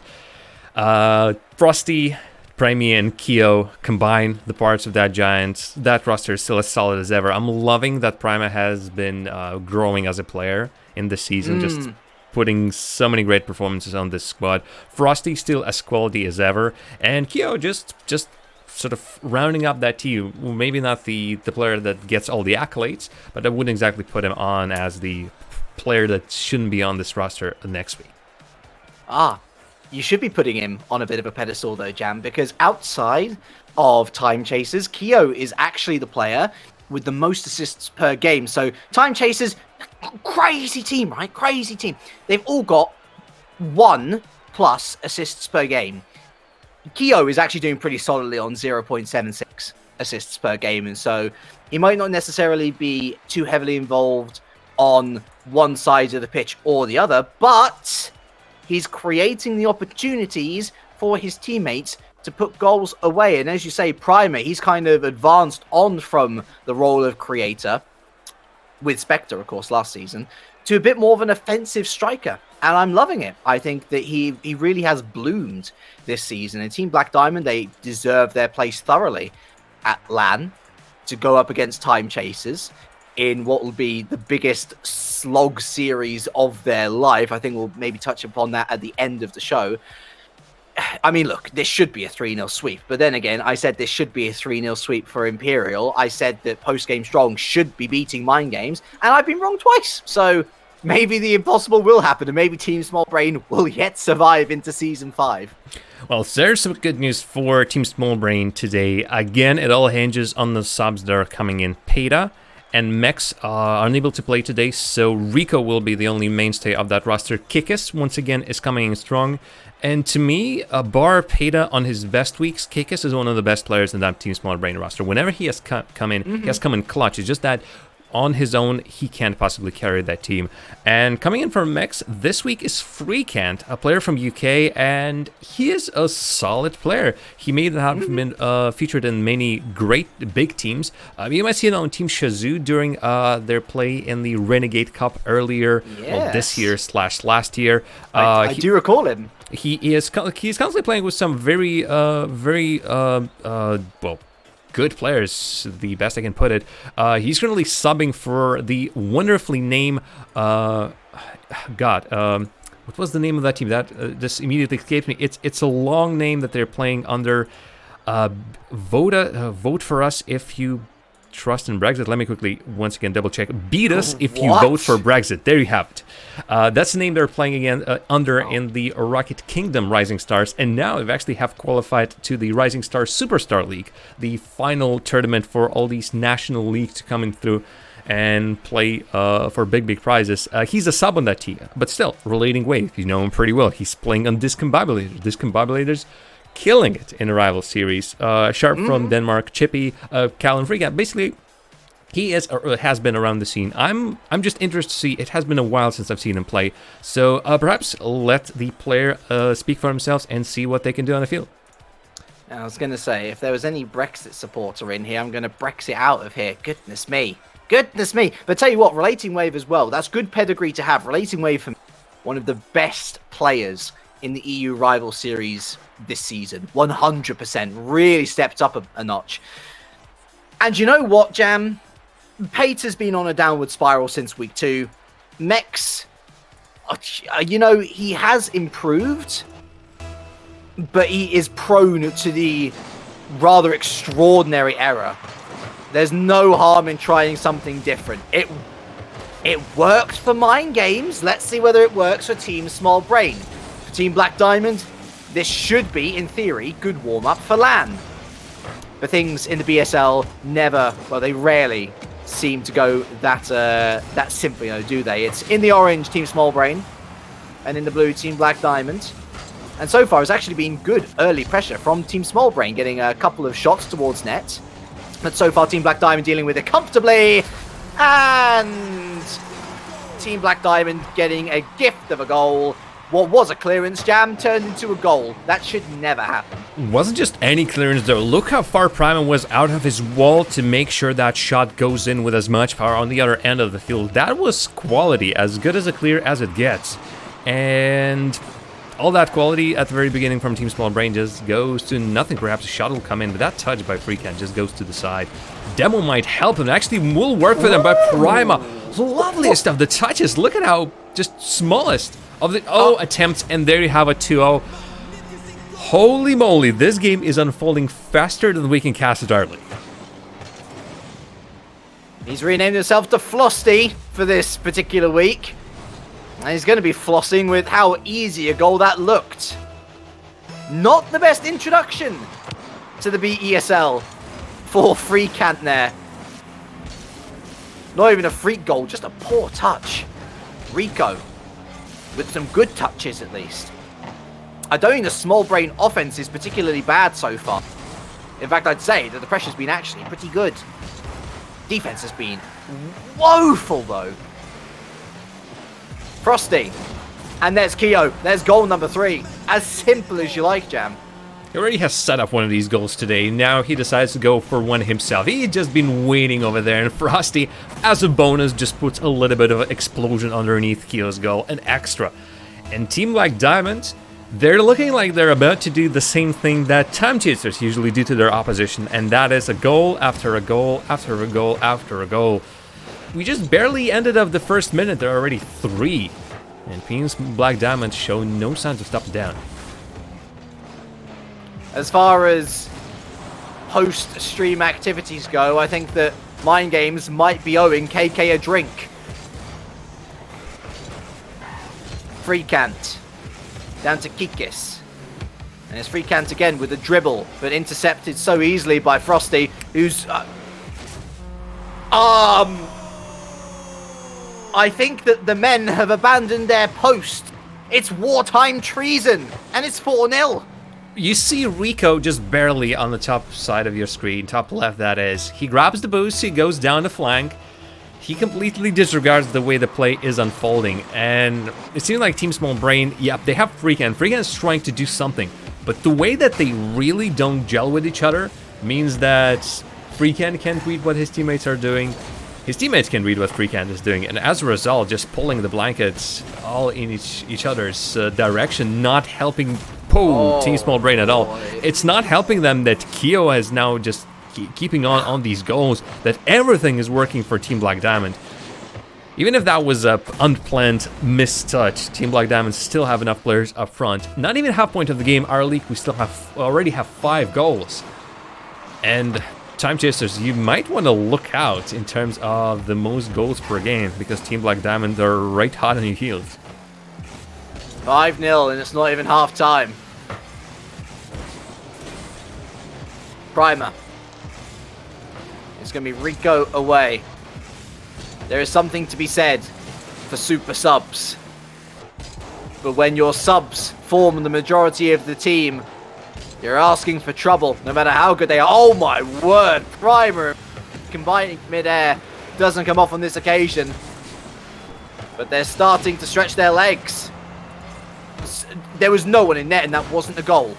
Rico continues the offensive. Primer in a bit of no man's land. Kikis goes high, wide, and not at all handsome. Freecant is just playing about with the ball. He's having a lovely time, but he's also not progressing towards the net. Primer with another challenge at the midfield. Frosty on his own. Frosty on his own, and he's played by Kikis. There's no chance for Frosty to do anything with that attack if he would be keeping that ball to himself for such a long time. Even Team Small Brain, and that sounds really rough, even Team Small Brain will be able to rotate back and stop that going. But they've just killed so much time that it doesn't really matter. Again, shows that the side of Team Small Brain is afraid, and they better be afraid. Hat-trick for Frosty, tough angle, and still does not care, because all these players by Team Small Brain, I feel like they're not playing for themselves, for their own team. Alright, Freecant is playing for himself, just having a ball. The rest of Team Small Brain, it seems like most of their actions are even beneficial to what Team Black Diamond wants. Freecant has been so frustrating to watch him. Every time he's gotten the ball, he tries to slow it down. Okay, that's a good strategy if you're trying to switch things up because the team is used to a fast rotation. But as a go-to method to make your way past another player, that's not how 3v3 works. He's been slow, meandering, he's been nicked, and that has put his 2 teammates under pressure. Not that Rico and Kikis are devoid of any sort of savageness either. They've not been playing well. But Freecant is, whenever he's got possession, he's giving it up at the first time of asking. And that's simply not going to convert to shots on net, let alone goals. 7-0 then, with a minute left. It's time to drink some bone-hurting juice because they're looking like a skeleton without any meat on them. Oh, it's just bone-healing juice because every single bone in Team Small Brain's body right now has been killed. Thankfully, Brain is not a bone, but that really is not helping them with their situation. It is complete and utter demolition what we're currently watching on the field. This is one of the biggest scorelines we had throughout the whole season. Still does not hold the biggest of the candles to what Time Chasers did to Postgame Strong Week 1 with 12-0. and it's still bad enough. Worst result as of late was 7-1 against the Bad Dudes. Once again by Time Chasers, no surprise there. It seems like the Team Black Diamond just showing exactly how well they can work. That's an 8-0. There's still already worse. No hope for Team Small Brain midway through this game. Hell, even after the first minute of play, already 3 goals on board and no promise. And this has just gotten slightly worse. Next game, they need to throw everything, the baby with the bath water, for Team Small Brain to make anything out of the series. I think they'd be doing that baby a disservice based on the first game performance there, Jam. Literally nothing positive to say about Team Small Brain. Literally nothing. I wish I could. I wish I could. There's nothing. Hey, 2 Black shots on Rico. Oh, whoa, 2 shots. Woo! That's a shot per half. Yep. I mean, sometimes the smallest of the things help you. Nothing was helping Team Small Brain on the field. Freakant is an emergency sub for that team, meaning that this is not a player on their roster. Usually, most likely, they didn't have a good chance to really fit them in a roster. And as we've seen with KK, although there are some specifics with KK, as we've seen with even Chuvas earlier on in the season, just because you have a great player subbing in doesn't mean that they will necessarily fit in that well. Part of it comes down to unfamiliarity, chemistry. Part of it comes down to difference in style of play. And unless you really work out how you can fit Freakant in there, or any other sub really to that matter, it's tough. It's very tough to create anything on the field. And right now, Freakant, he's there. He's playing with the ball. He's trying to create something. It's just not working. And Rico and Kikis are partly guilty of that they can't utilize Freakant to his fullest potential. His fullest potential would be unlocked if he actually works together with his team. He's trying to solo in midfield in a competitive 3v3 game. That's not how, again, I said it in game 1, that's not how 3v3 works. You need pressure, you need pace. Slowing it down is only good, and it looks like we might be down a player actually. Keo is out of commission, and his teammates are doing just Superman level jobs. Keo now back working. It was briefly 3v2 Jam, and Primer and Frosty came in clutch. I mean, if you can win 3 versus 2 really on that play, Team Black Diamond just threw everything. Perhaps in this time even including the baby. Team Small Brain still managed to find a score on the other end, but that defense without Keo, that shows that Team Black Diamond have their head in the game at all times here. Just a couple of whiffs, not exactly close to the net. Rico started this one well for Team Small Brain, but after 8-0, Team Small Brain needs much more than this one goal in the opening 30 seconds. They're going to need a lot more for sure. Need a more complete performance. But once again, they're actually in the attack, Team Small Brain. Frosty, there's Rico. Freakant, back to Rico. Gets it into the corner. Freakant's going to come in for a second bite of the cherry away from Primer. And that's an open net. Keo's going to throw that one infield for Frosty to finish off. And that's a tie game. Some good ideas by Team Small Brain still. It's just that slight aggression, 2 misses in a row, and obviously, if you can get the ball on those challenges, your third player already was just finishing his attack. Team Small Brain go aggressive, get punished for that, and Team Black Diamond kill that lead in the bud. Might immediately get something off the kickoff. Frosty perhaps should have stayed with the ball just a tad longer, but opted for a shot, immediately saved. Again, Freakant trying to solo, fails spectacularly. Primer on target, Freakant at least contributing to the saves. Rico going to go around the corner, or go for the bounce rather, intercepted by Keo. And Kikis straight to Frosty, who's got an open net to aim for. Freakant, he's going to pick a save here. Frosty going to throw it onto the backboard. In comes Primer. Looking for running interference was Frosty, but Rico lofts it up high. Keo denied by Kikis, who levitated and managed to save his team as the clearance comes through. We need clears from you, Team Small Brain. That ball was dangling in front of the net for way too long of a time. And while the touches that they've been making were enough to keep Team Black Diamond at bay just a little bit, Another prolonged attack such as this one, and you're out and down by yet another goal. Team Black Diamond surely would know where to position the players. Good play, if only Kickers would have reached that on the second touch. Individual efforts is still seemingly the closest they have for a goal. But if only Team Small Brain finally get on the same page, and I think could be some great passing plays they can utilize, especially if Team Black Diamond all of a sudden start going 2 players for the same ball. Primer. The double commit, but Frosty going to continue up the play. Keo. Kikas remains in the back, but gets the... Wow! Communicate with your teammates, folks, otherwise this happens. Kikas just had no business of being on that wall. He decides to go still on the wall. Ballcam, I'm assuming the only reason why he didn't see his teammate, and then taking each other out, well, another gift from Team Black Diamond. Freebie, as Team Small Brain players just can't figure out who goes for what. Freecant, lovely attempt, but again, individual attempt, and Kikas would be great if that would have been anywhere close on target, but otherwise it goes straight for Team Black Diamond, straight to these great players. That was lovely, but nobody to support Frosty on that one, if only. Oh, it was like a rearrangement of a sympathy emotion there from Frosty. He didn't realize that the play was coming to him, and then he readjusted his car and almost got a beautiful goal. That was incredible. I can't believe the ingenuity that came out from Frosty then. I also can't ignore the fact that Freecant was in net and missed the save for that second goal, by the way. Another shot towards net. Frosty looking to wrap around it. Freecant picks up another save. Launches it downfield. That's honestly the best forward motion that he's performed all series long. And he took out Keo for boot. I completely missed that. Rico, infield. But Kikis isn't on the same wavelength. He picks up the 100 boost instead. Lofts it back in for Freecant to chase. Freecant does win the challenge, but Primer gets up first. And Rico misses his touch. And it's back to square one. Freecant. Infield. And him and Kik... What are you doing? Rotate!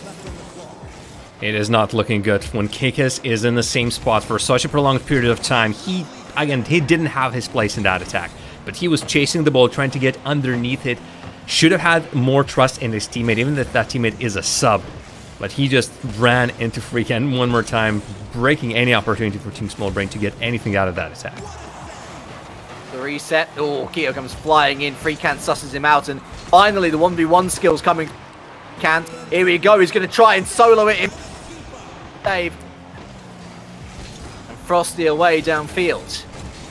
Here he goes again towards the net, and oh wow, how's that knock? Finally trickles over the line.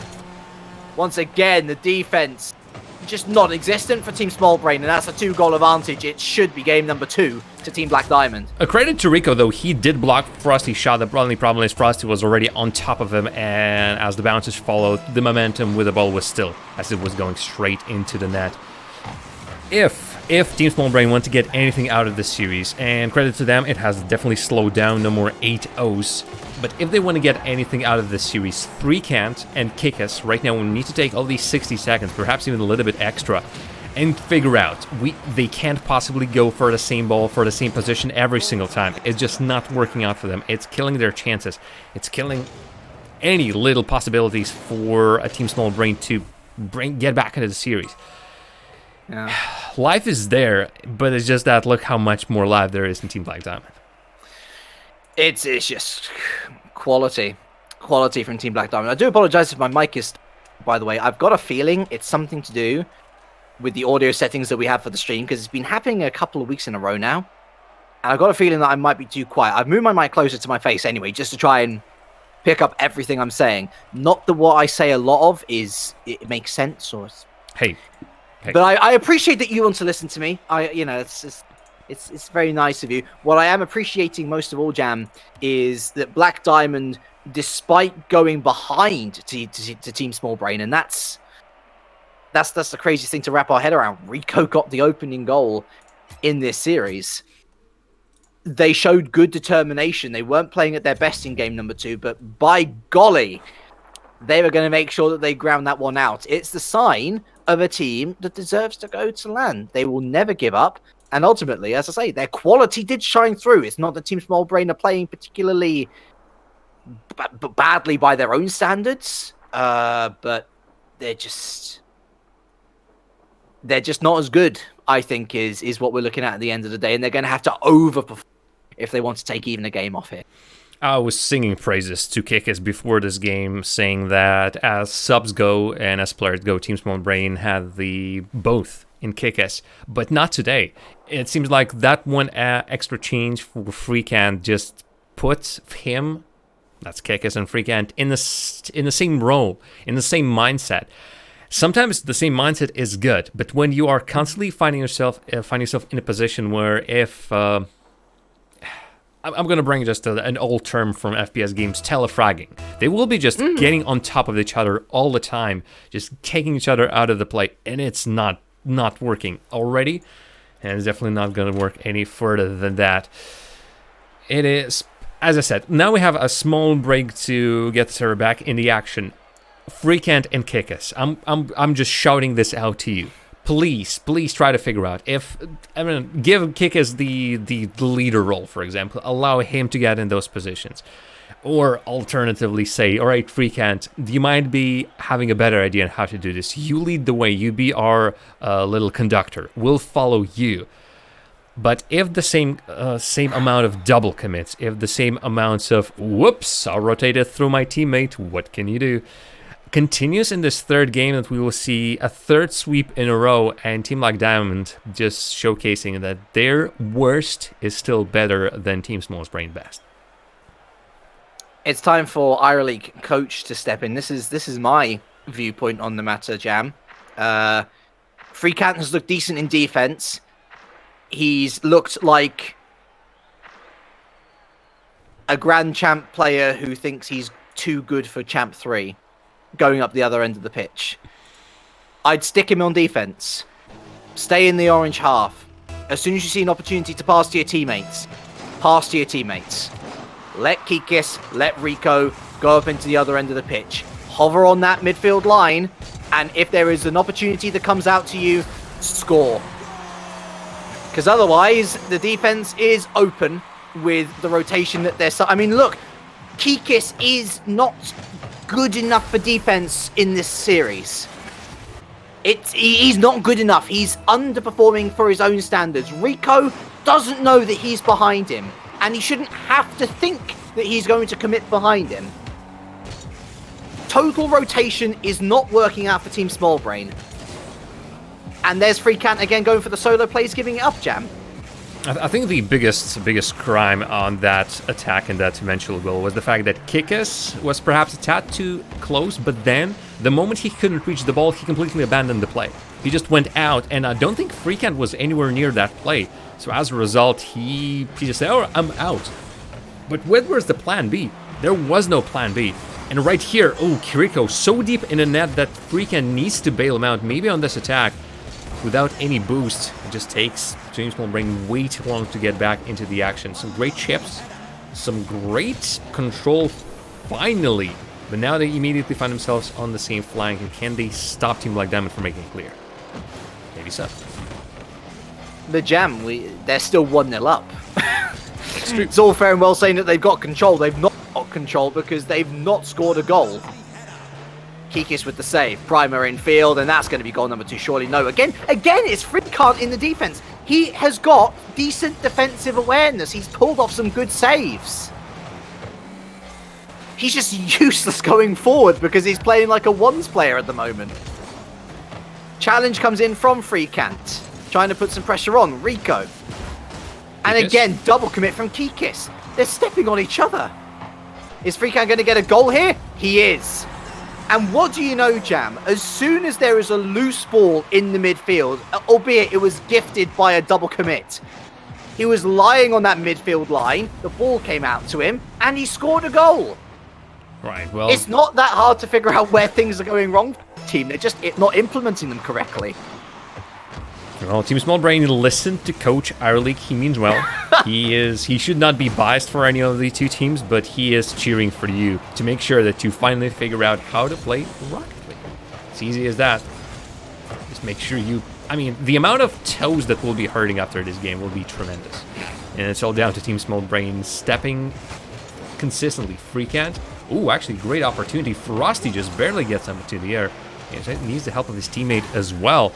And Team Black Diamond letting off the game slip away from him just a tad. I feel like Team Small Brain getting more and more chances, and especially with that save. Now Team Small Brain can say, all right, we've weathered that storm.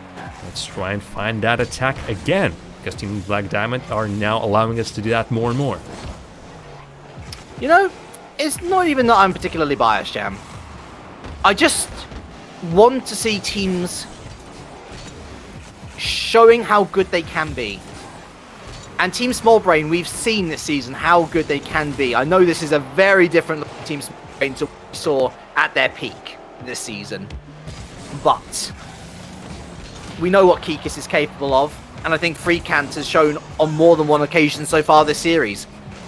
He's a good defender, yo. He's a good defender, and that's a brilliant 1v1 play. He's just got to use those 1v1 mechanics in the right situation. Rico goes wide, Kikis to the corner, and Frosty away. A tie game.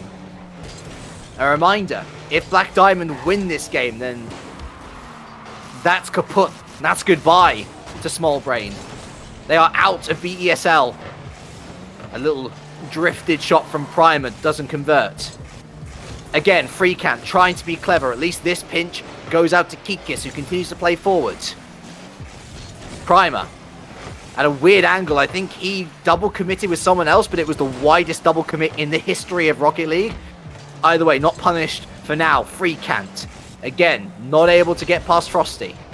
Awkward bounce for Kikis to deal with, but Rico cleans up. And Kikis was going up for it when Rico, again, I don't know whether saying, leave off, I've got this, or whether it's Kikis just ignoring Rico. But the two of them in particular are really not gelling well together in the offense or the defense. 45 seconds left. 1-1 still the scoreline that must be broken. Team Small Brain have a chance there in the attack, and Team Black Diamond are being caught more and more in position when they awkwardly clear the ball, where despite perhaps having 3 players in the defense, they don't have the right position to get something done. And Kikis, again, perhaps go for the player. They have a great opportunity for him to just bump Frosty, but he goes for the ball from an angle that I'm pretty sure he can't score anything from. And right now, this finish, this finale, this attack by Team Black Diamond might do it all from Team Small Brain. They clear the ball eventually. We might be looking at overtime, or we might be looking at a pretty big runaway attack by Team Black Diamond. It's going to touch the ground. And fair play to Team Small Brain. What they've done in this series might not be perfect, but they have at least ground out a draw. Freecant looking for a goal. Oh, that's a definitely touch from Primer. I was trying to figure out whether it was a devilly or a deft touch. Ultimately, I combined the two words, and I think that's probably how it should have turned out best. The ball trickling wide there again. Small Brain desperate to get a win here, just to take a game off Black Diamond. Frosty looking for the little deft touch himself. That was definitely deft, and Freecant cleans up, gets the ball out, gets the second touch. Good work from him. Some defined touches as well. That demo, if nobody is going for them for an inside Team Small Brain, maybe indeed Freecant should be starting to do so. Drop down! Oh, there he is! Lovely, finally found himself an opportunity, just working as a cleanup squad, and Frosty just sets it up on the tee for Rico to boom it straight up, and finally Team Black Diamond's side gets overwhelmed. It's just as simple as that. They've been just so many opportunities that they didn't convert on the other end of the field, and then they've been giving so many chances for Team Small Brain. You can't allow the series, that domination in the series that they had from game 1, died down in game number 2, went even lower in game 3. You have it all in you. Like, look at that, 8 shots still, and yet they just couldn't convert. 800 score on Freecant just shows that he has dragged Team Small Brain both into this overtime, into the next game. I'm not much of a man to stroke my own ego. Who's got the most saves on Team Small Brain?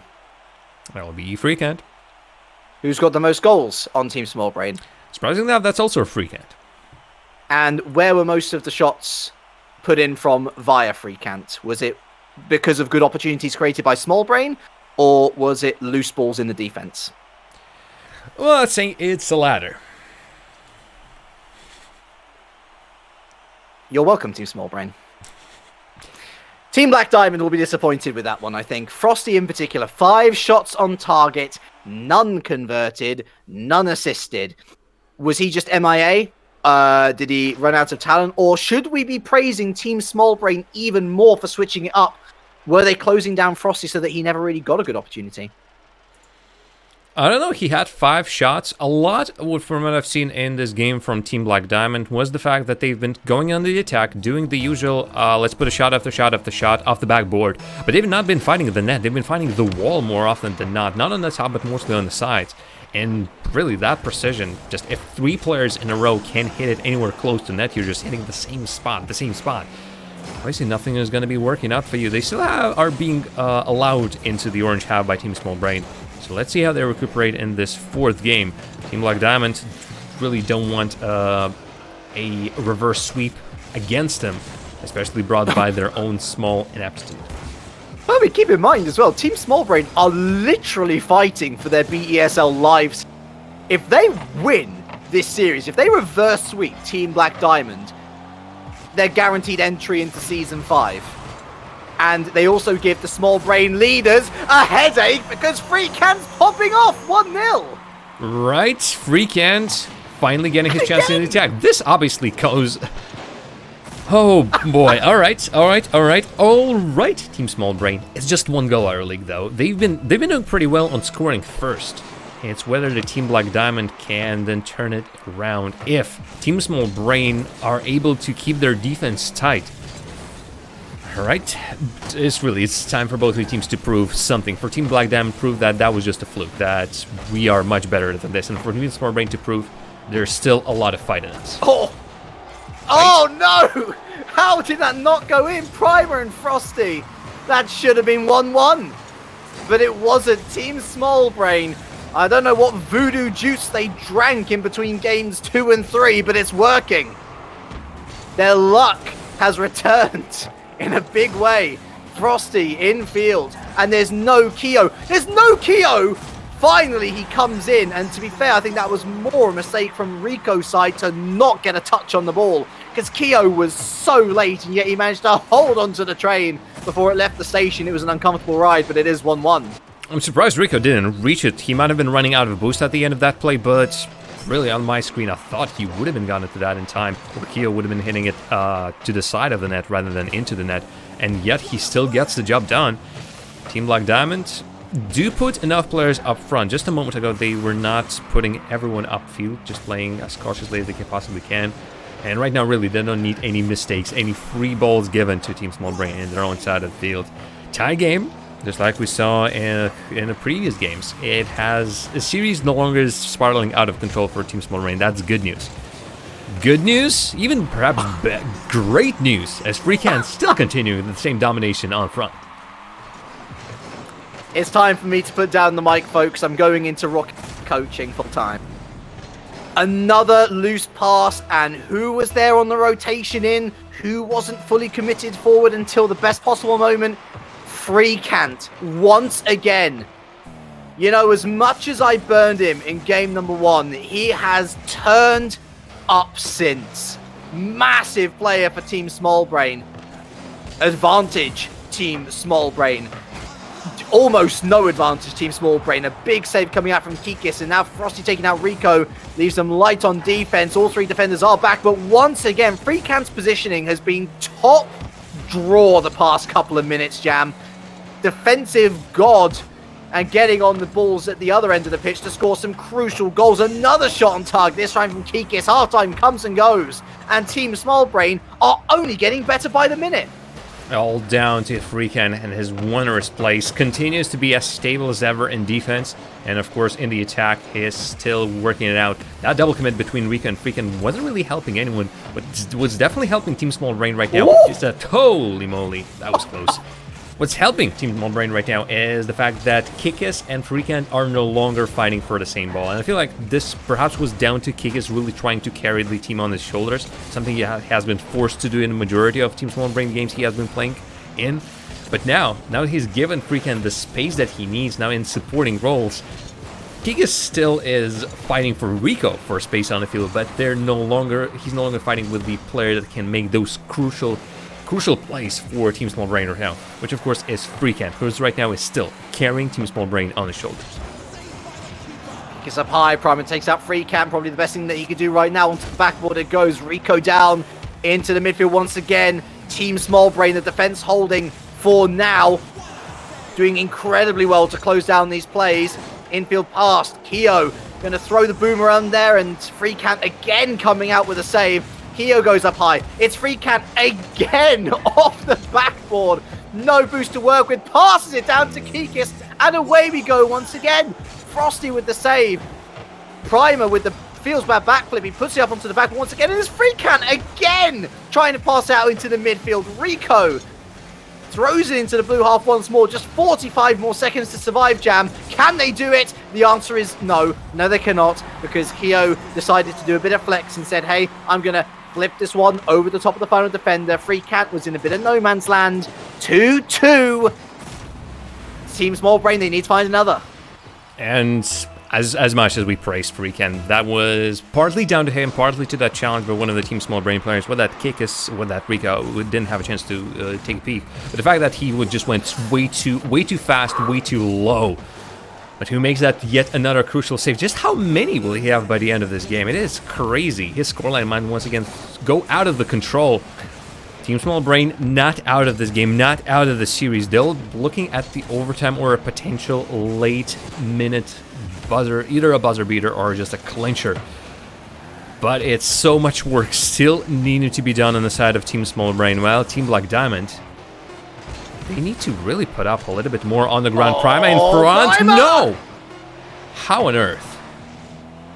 Wow.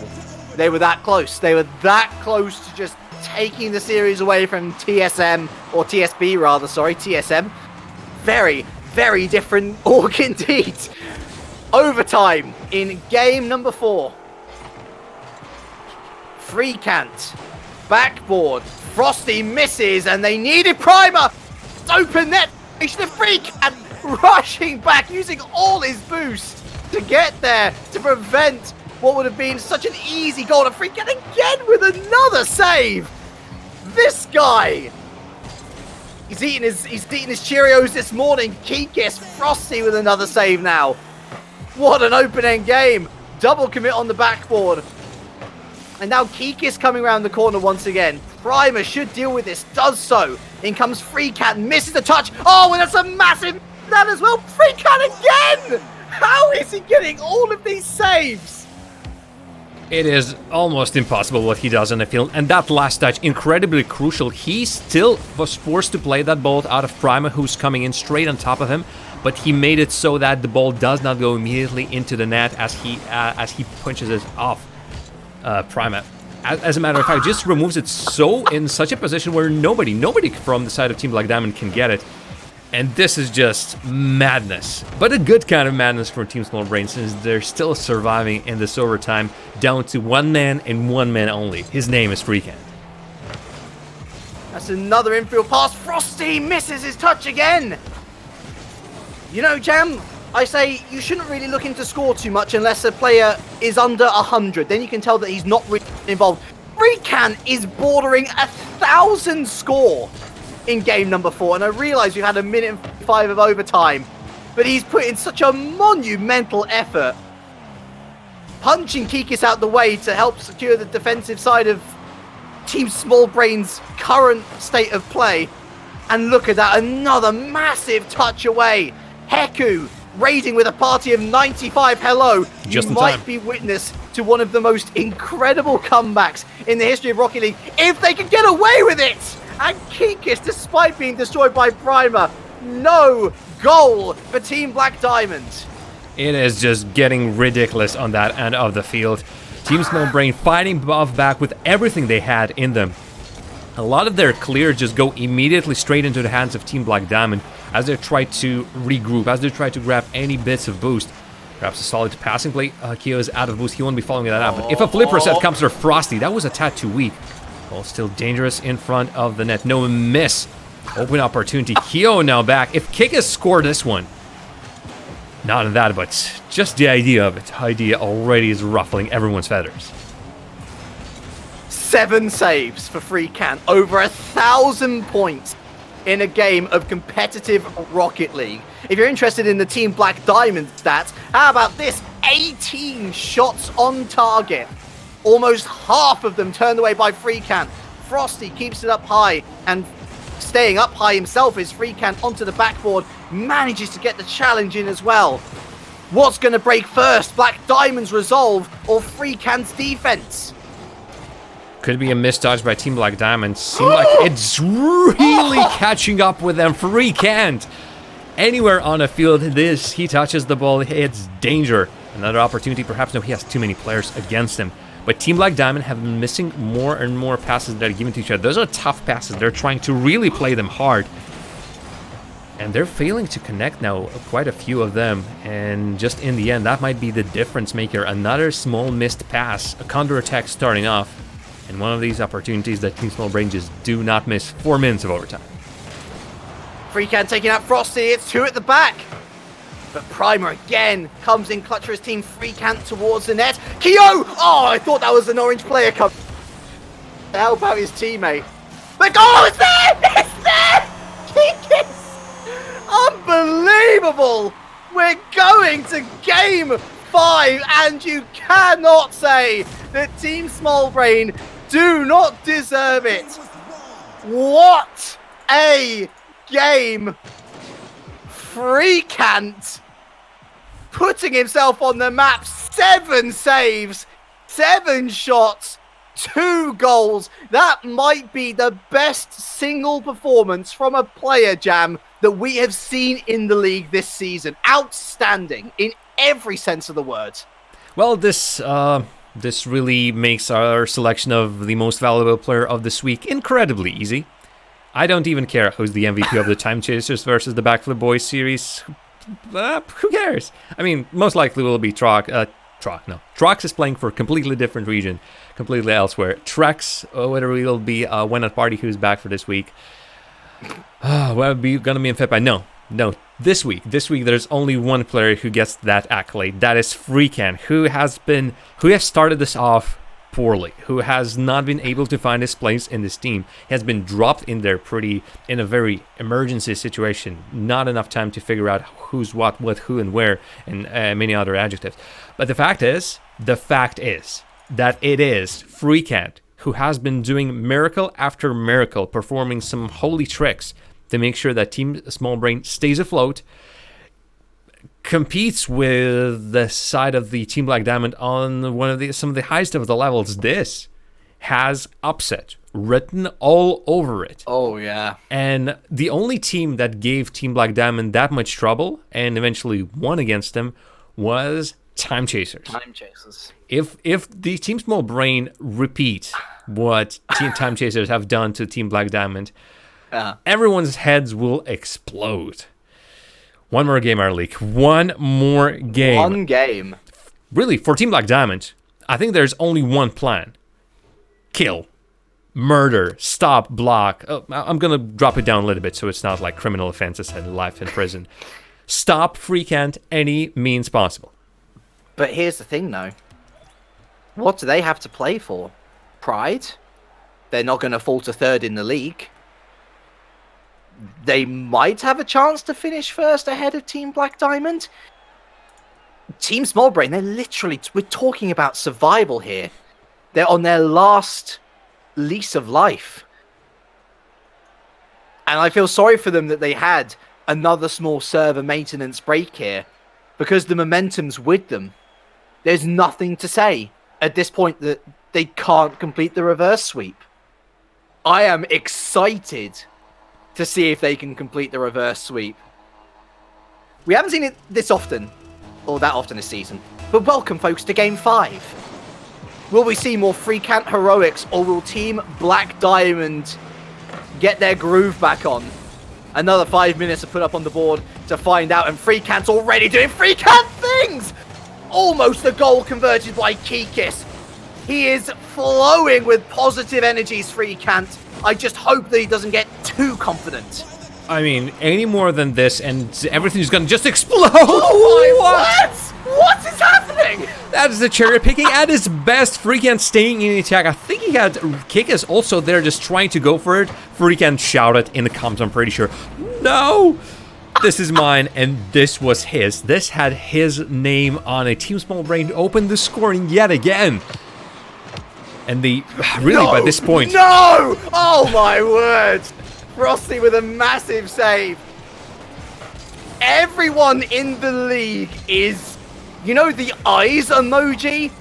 Just that. Uh-oh. Just the eyes emoji right now. He's dancing around everyone. Rico is at 2-0. No. Primer lifts it off the crossbar. Freecant doing Freecant things. Welcome to maybe one of the hottest prospects for BESL Season 5. Hey, we have spots, definitely, for next season. Try to qualify with your own team. If his career in the Superstar League does not work out for him, hey, might as well go here. He's just a sub there. Here, he's the super sub. He's the god that's currently pulling Team Small Brain by every single appendage there is. 1 minute and a bit has gone. Really, we haven't even seen Team Black Diamond that much in the orange half. That is all due to the credit of Team Small Brain now really figuring out where they need to be positioned. That allows them for much more prolonged attacks. And Team Black Diamond, even against Time Chasers, they've looked strong. Right now, Team Small Brain, and mostly through Freecant, is just beating them to the punch so many times. Kikis, that's 2-0. Oh my goodness. Oh my goodness. I have been wrong every single prediction today, Jam. And as things stand, I'm going to be wrong again, and I could not be happier. I'm in the same boat, our league. But I'm not disappointed. And by no means I'm disappointed. I am excited to see all of this. Freecant has enough recovery time. Just look how quickly he gets out of that one. That wasn't the easiest of the plays to make, but here he comes. Just drops down, bam, immediately rushes to the ball. No time for Kia to get there. 3-0 in Team Small Brain. That's the most amount of goals they've scored this series so far. That is tying with the previous game. But right now, they're in a 3-goal lead. They're not in the overtime. They can run away with this. And Team Black Diamond, I'm assuming they're not doing this all of their own volition. But it's just the... I'm out of words by this point. Our league is just the Team Small Brain are doing the improbable things. And Kikis, even Kikis has come up alive. I think he's getting some of that Freecant quality is rubbing off on him. I tell you what, Freecant might not have turned up until game number 2. But turn up he did like John Wick. And he said, you know what? I'm going to end all of Team Black Diamond's careers right here, right now. I don't think I can ever say that one person has run the show in any game of Rocket League that I have ever commentated on as successfully as he has run this show. There is a slight glimmer of hope here for Team Black Diamond as the defense finally falls apart and Frostily, he does Frostily convert. That was a ginger shot. Just, it was given to him on a plate. 2 minutes left. But the way Team Small Brain have been playing, don't change anything because you're playing mightily well. Yeah, you can't possibly take away the way they have been clawing these victories back from Team Black Diamond. 2 overtimes in a row, 2 wins. And now starting this 5th game with 3 goals. Well, this is already 1 down. Oh, 2 players coming in too strong. Primea trying to fake out Kikis. Team Small Brain still need to be incredibly careful. Now comes the time for Freecant's magic. He needs to be that player who just made 7 saves in one of the previous games. 4 minutes of overtime. Kikis. No, I'm pretty sure out of boost. Otherwise, the jump will be the best option for him. Do not underestimate how good Freecant's touch out of net there was, by the way. Instead of helping it on over the other side where a teammate would have been rotating in for Black Diamond, he put it back where the ball came in from. brilliant touch, but it's still not been able to save his team. And now we are in very dicey waters for Team Smallbrain. 1 goal game. Freakant gets the demo on Primer. Kikis has an open net to aim for. In comes Keo with another massive save. And Primer gets it over the top of Freakant. But Rico comes in at the midfield to stop it progressing. Kikis tries to stop. Keo goes wide. Much more open game. Smallbrain looking a little more fragile.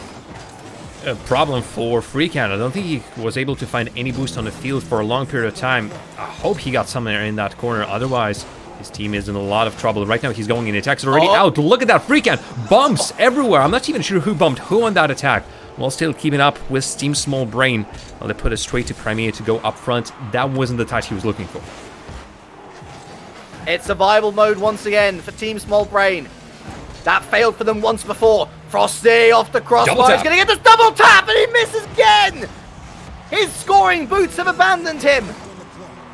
Freakant, massive interception at the midfield. Rico, and it's Frosty with the save. I can't help but get excited. I can't help but shout. But with defending like that, you've got to be shouting, why, Delilah. It's 3-3 in the worst possible fashion. Kikis, I'm not sure what his idea was even. He was out of boost. The moment he turned around, he didn't have anything in his tank. The only possible play he could have done, I'm just going to try to punch it upwards. Couldn't do so.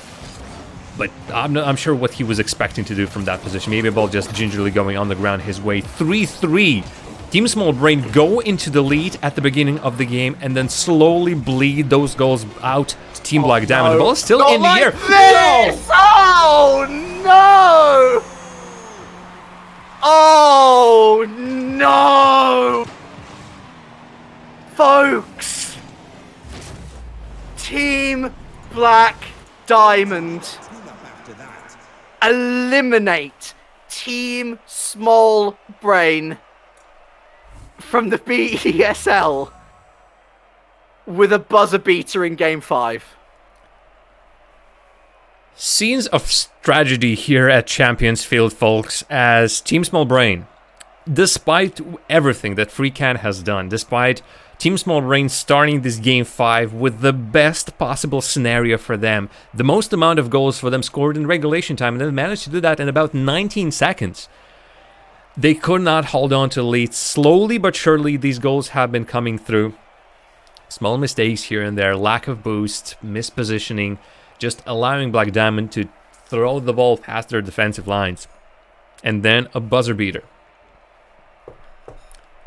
Team Smallbrain. I feel for you guys. I feel Me for too. you guys. That is... Can we have some Fs in chat? I mean, not Or just feels bad mans, or A to honk, whatever. anything. That's rough. That might be the roughest elimination from a league I've ever seen. But we don't have too much time to dawdle on it just yet, or to spare our thoughts, because we do have one more series coming after these messages. Of course, our final series of league play, Backflip Boys up against Time Chasers, of course. But we need to rest. We need to rest, Jam. We need to console our thoughts. Everyone needs a breather after this one. So, folks, we'll see you after a break to talk more about this heartbreaking game between Team Black Diamond and Team Smallbrain. And, of course, setting up for the very last match, not only of this week, but of the regular season as well. We'll see you after.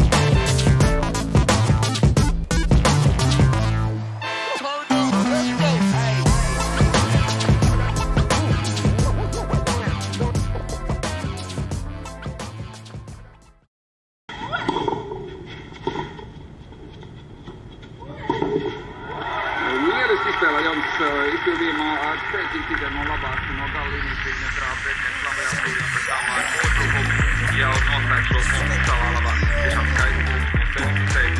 Ja viņš šādi turpināt spēlēt šogad... Ir mirkļi, kas nevar gaidīt.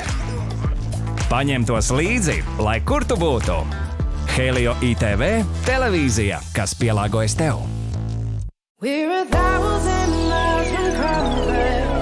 We have traveled land and sea. But as long as you are with me, there's no place I'd rather be. I would wait forever, exalted in the sea. As long as I am with you, my heart continues to beat. With every step we take, Kyoto to the bay, strolling so casually. We're different and the same. Gave you another name. Switch up the battery.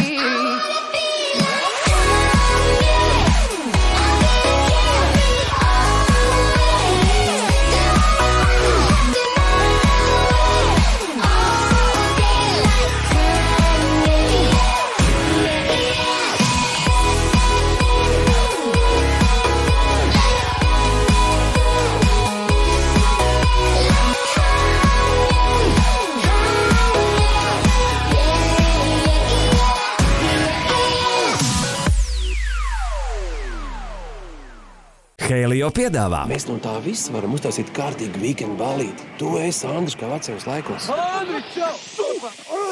Lai kādos piedzīvojumos tu dotos, Helio ITV un Shortcut vienmēr tev līdzi. Skaties, kur un kā vēlies.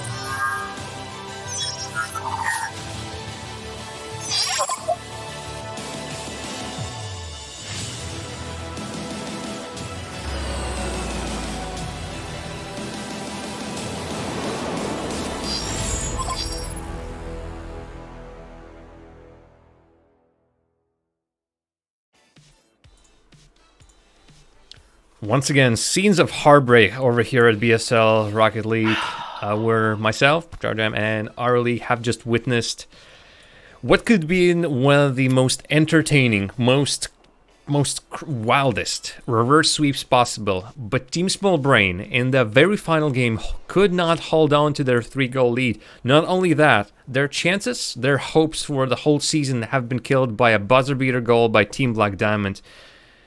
It's tears. It's tears for sure from Team Small Brain. There's some semblance of comfort, Jam. Their efforts in this series mean that they finish 7th overall. So post-game strong do finish dead last after their capitulation against Mind Games. And Mind Games, the team that I was like, they're the team that's been eliminated already. How wrong was I? They've pulled themselves out from the mire, and they are confirmed through into another season of BESL. But wow. Let's talk about Freekant, shall we? Because in that one series, over 5 games, he made 19 saves. Almost 4 saves per game. If it wasn't for him, Small Brain would have been put away. I'm convinced of it. There's no other way to talking about that.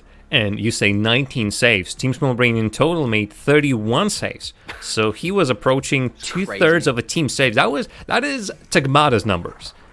So Team Small Brain was keeping up afloat just thanks to him. First game, we can forget about the first game. Those 8 goals that Team Black Diamond scored in the first game, what was basically inflated this series. You take away those 8 games, and then 8 goals rather, and all of a sudden it's 10 goals versus 9. It's God knows how many assists versus 7 on the side of Team Small Brain.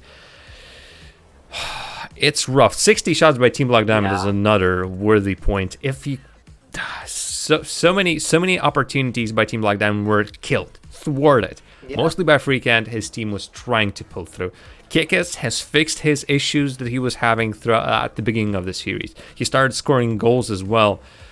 It just wasn't enough. And through one player, it's hard to focus all your play just through one player, especially if you're not used to doing so. Team Small Brain couldn't hold on to that lead, and they went up so high, but then they crashed and burned right at the very end. It's strange, isn't it? Because I was looking at Team Small Brain this week, and I was thinking, if I was looking at all 3 of those players as a surviving team and going into Season 5, would I pick up any of them? Mex has had his moments.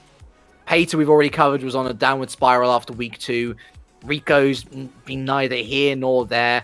Like, I wouldn't look to any of them like I would look to Dipsy, for example, to pick up and try and enhance my team. But Freekant has put himself on the map. That's, I said it in the series, that's arguably, if not already, the best single performance that I've seen from a player across the series. And considering where he started the series, well, remember that own goal they scored in game number 1? To come back from that, to produce the performance that he did, to change up his game in a way which I thought this might help him. Oh my word, what a transformation mid-series we witnessed. And any one of the surviving teams now is surely going to be looking at Freekant and thinking, man, we got some defensive frailties we could really do with him. Like, think about bad dudes, think about Imperial. I think Freekant would be a prime pickup for any of those guys. It is, well, I don't know what his plans are for the upcoming seasons of BSL and on the other leagues, but he certainly won't be looking out of place over here in BSL. I know that we praise players such as Trex for his technical quality, and obviously the whole of the Time Chaser squads know how to play in the defense. But just that's what Freekant has been showing. He has been showing some solidness of mind when it came to those defensive plays. Again, levels of Tagmata and just dedication and positioning when it comes to being in net, around the net, making saves, making sure that you can clean up whatever mess your teammates have possibly been made. And then, of course, he started popping off in the attack as well. Just everything was going up for him. But it's hard to be in 2 places at the same time, and perhaps even 3 places. You just separate the field into thirds. The final third, the midfield, and your own third. Freekant was somehow being everywhere, but it, in the end, just wasn't enough. All right, our league. I think it's Speaking time. of Time Chasers. Speaking of Time Chaser, wow, what a segue. We are professionals, are we not? Speaking of Time Chasers, again, nothing. There might be a slight change. That is, if Time Chasers do lose the series, as improbable as it may sound, then Team Black Diamond might overtake them. But no change for who is going to land, who is going to be in Tallinn on November 23rd. It's still Time Chasers, it's still Team Black Diamond. Against Time Chasers today is a very familiar squad, familiar in many senses. We've seen them last season. Not only that, we've also seen them in the very same roster as they're representing today. Those are, of course, the Backflip boys. And you know them. It's Garsho, it's Kartu, it's Sarius versus... and Memphipai, and Trex, and why not Party? Samek is not playing this week, and it's crazy. Specifically, I want to show everyone a little bit of comparison. So on the side of Backflip boys, we have Sarius. Obviously, a quality player, does the job. Currently sitting 4th in goals, 8th in assists. Saves not matter that much for Backflip boys and Time Chasers because they're scoring teams. They rarely allow the teams to even take shots at them. So you can see those stats are pretty comparable. Like, you look and they are so even, 22, 26, 21, 15, 17, 22. Shots, one party might be a little bit low in some of these stats. But then there's something that you don't see on this stat comparison. And that is, Why Not Party has played 13 games. Sirius has played 22 games. There's your difference. And obviously, if you bring either Memphipai or Trex into this comparison, they immediately shoot up and just go through the roof with their amount of goals, amount of assists. Memphipai just ruling the seas right now. Actually, Trex is not that far away. Trex is mostly the goal scoring player. Memphipai is pretty equal on his goals and assists. I'm just trying to say in this long way that Time Chasers are crazy good. They're undoubtedly the best team in the league. No doubt about that. They lock out the top 3. They lock out 3 for assists. And ultimately, those are the 2 most important stats that you've got to be looking to if you want to judge a team on their winning potential. It's all good to have good scoring accuracy. It's all good to have shots on net. But without those conversions, you're not going to win games. The Backflip boys. I mean, listen. They've had trouble this season. No matter what happens in this game, they're going to stay 3rd best team. They can't go behind bad dudes. They can't overtake Team Black Diamond. All Backflip boys are playing for is basically determining who finishes first in the league at this point. And maybe a bit of pride as well because, man, they've struggled this season. Backflip boys, there have been some tepid performances. And it looks like we're going for the whimsical. Is that a road? It is, and with nice. the most egregious colors as well. That color scheme with neon and everything. Sarius, what are you doing? Excellent. I'm here for it. Let's go, boys. Let's go. I tell you what, all too often, teams have come up against situations like this, gotten a bit complacent, and then decided, oh, hey, we're actually losing now. But it looks like Time Chasers, they're having none of it. They've already their first goal within the first minute. Memphipai just waits in that position. He initially started this whole attack, brought the ball somewhere around the field, and then just sat there in a good position to continue if anything goes his way, and it went. Through this time, you saw Backflip boys just rushing from one side of the field to another, chasing the ball, trying to make a save. Wasn't really that working out for them. Sarius, I don't think he was in position to make a save, but that ball was sailing way too high for him to be worried about that anyway. Not good looks, and Time Chasers, they are already in a position that they are pretty comfortable in. It still doesn't worry them. Are you saying that, Jam? Are you really saying they look comfortable? Because I see 1-1 on the scoreline.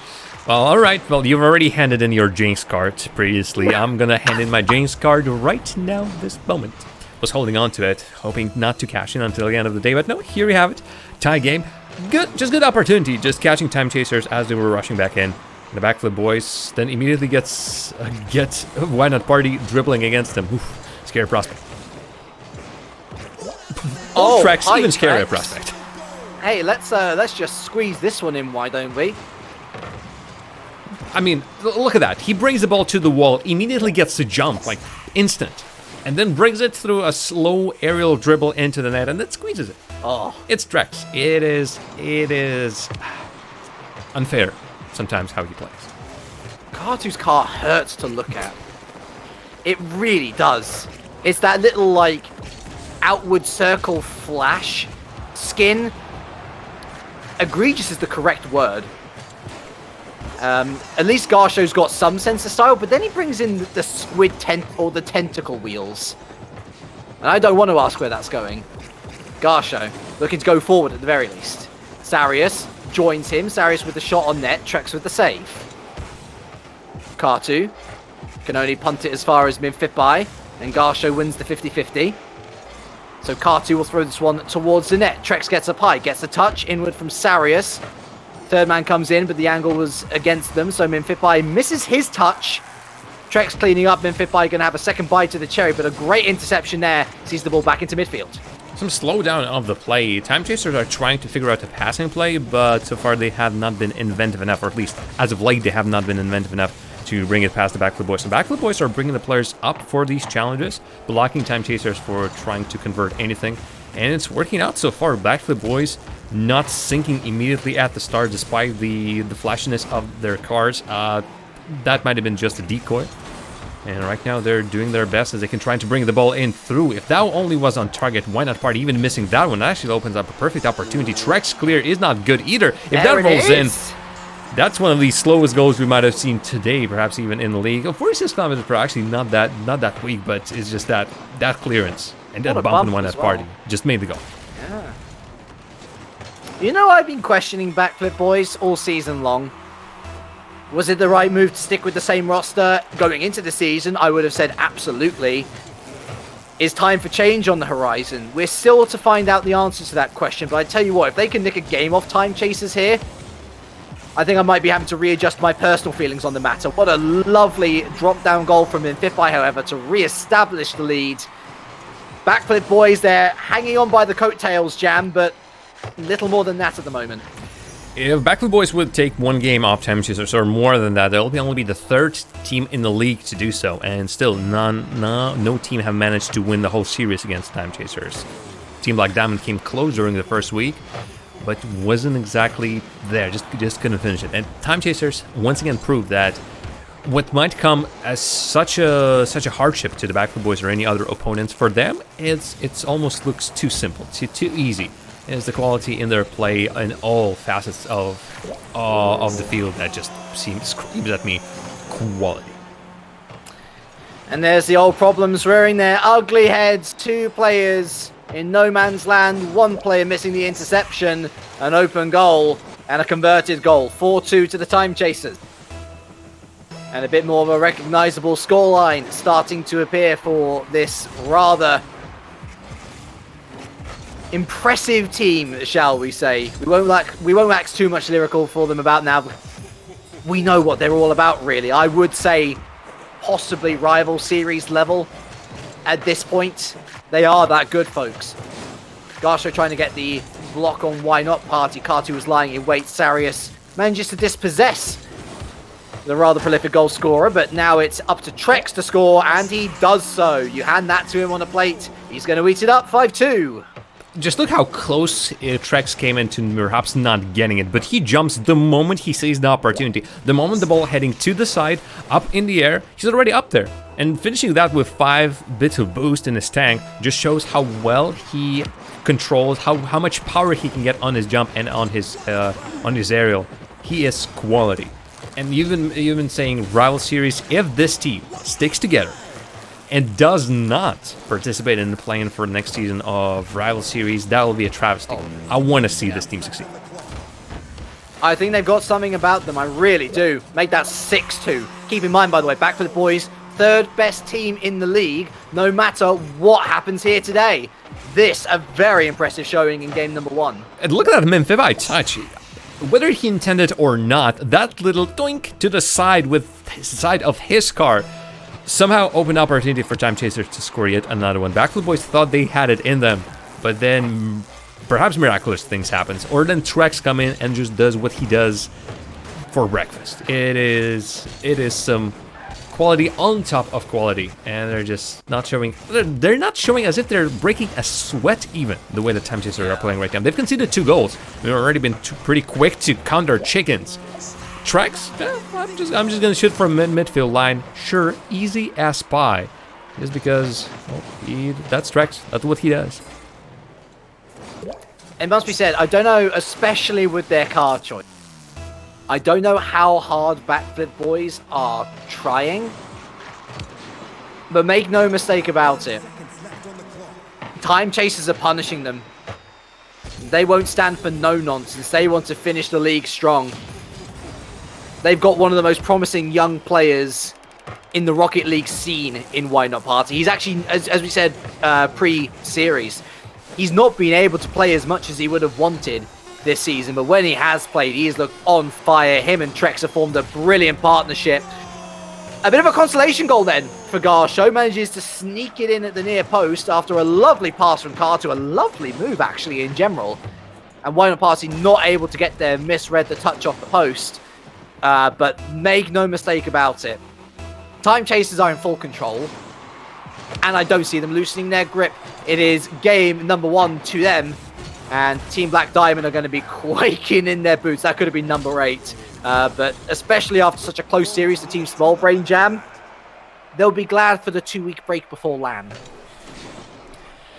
Okay, Time Chasers, you're still quality. There's absolutely no questions about it. If Backflip boys are really just throwing caution to the wind, saying, whatever, we're not making it to LAN, let's just have some fun. I feel like they've looked like that with their car selection and their design choices. Then when they started getting those goals, they've pulled it back up just a little bit, and then it's just Backflip boys were always on back foot to Time Chasers. And once again, hard for the Backflip boys, too easy for Time Chasers. Close, yes, far away. It's just... It's Time Chasers' domination that we have learned to know and love, or hate if you're playing against them, right at the very beginning of the season. It just continues to be the same quality. And when you have the 3 of the best players on that team, with Samek not really pulling up the same numbers as his teammates were, but still making sure that his team survives as long. But when you have Trex, Mephipa, Why Not Party, all these 3 players, when they're on the field, they're doing magical stuff. Mm-hmm. I was perhaps at some point afraid that the Team Black Diamond will be finally that big gap stop for Time Chasers, specifically in the finals. But there's a lot of work to do for them, that is for the Team Black Diamond, in those two weeks, and there is really seemingly already everything's falling down for Time Chasers. They have not dropped inequality, and that they put the same roster up in Tallinn.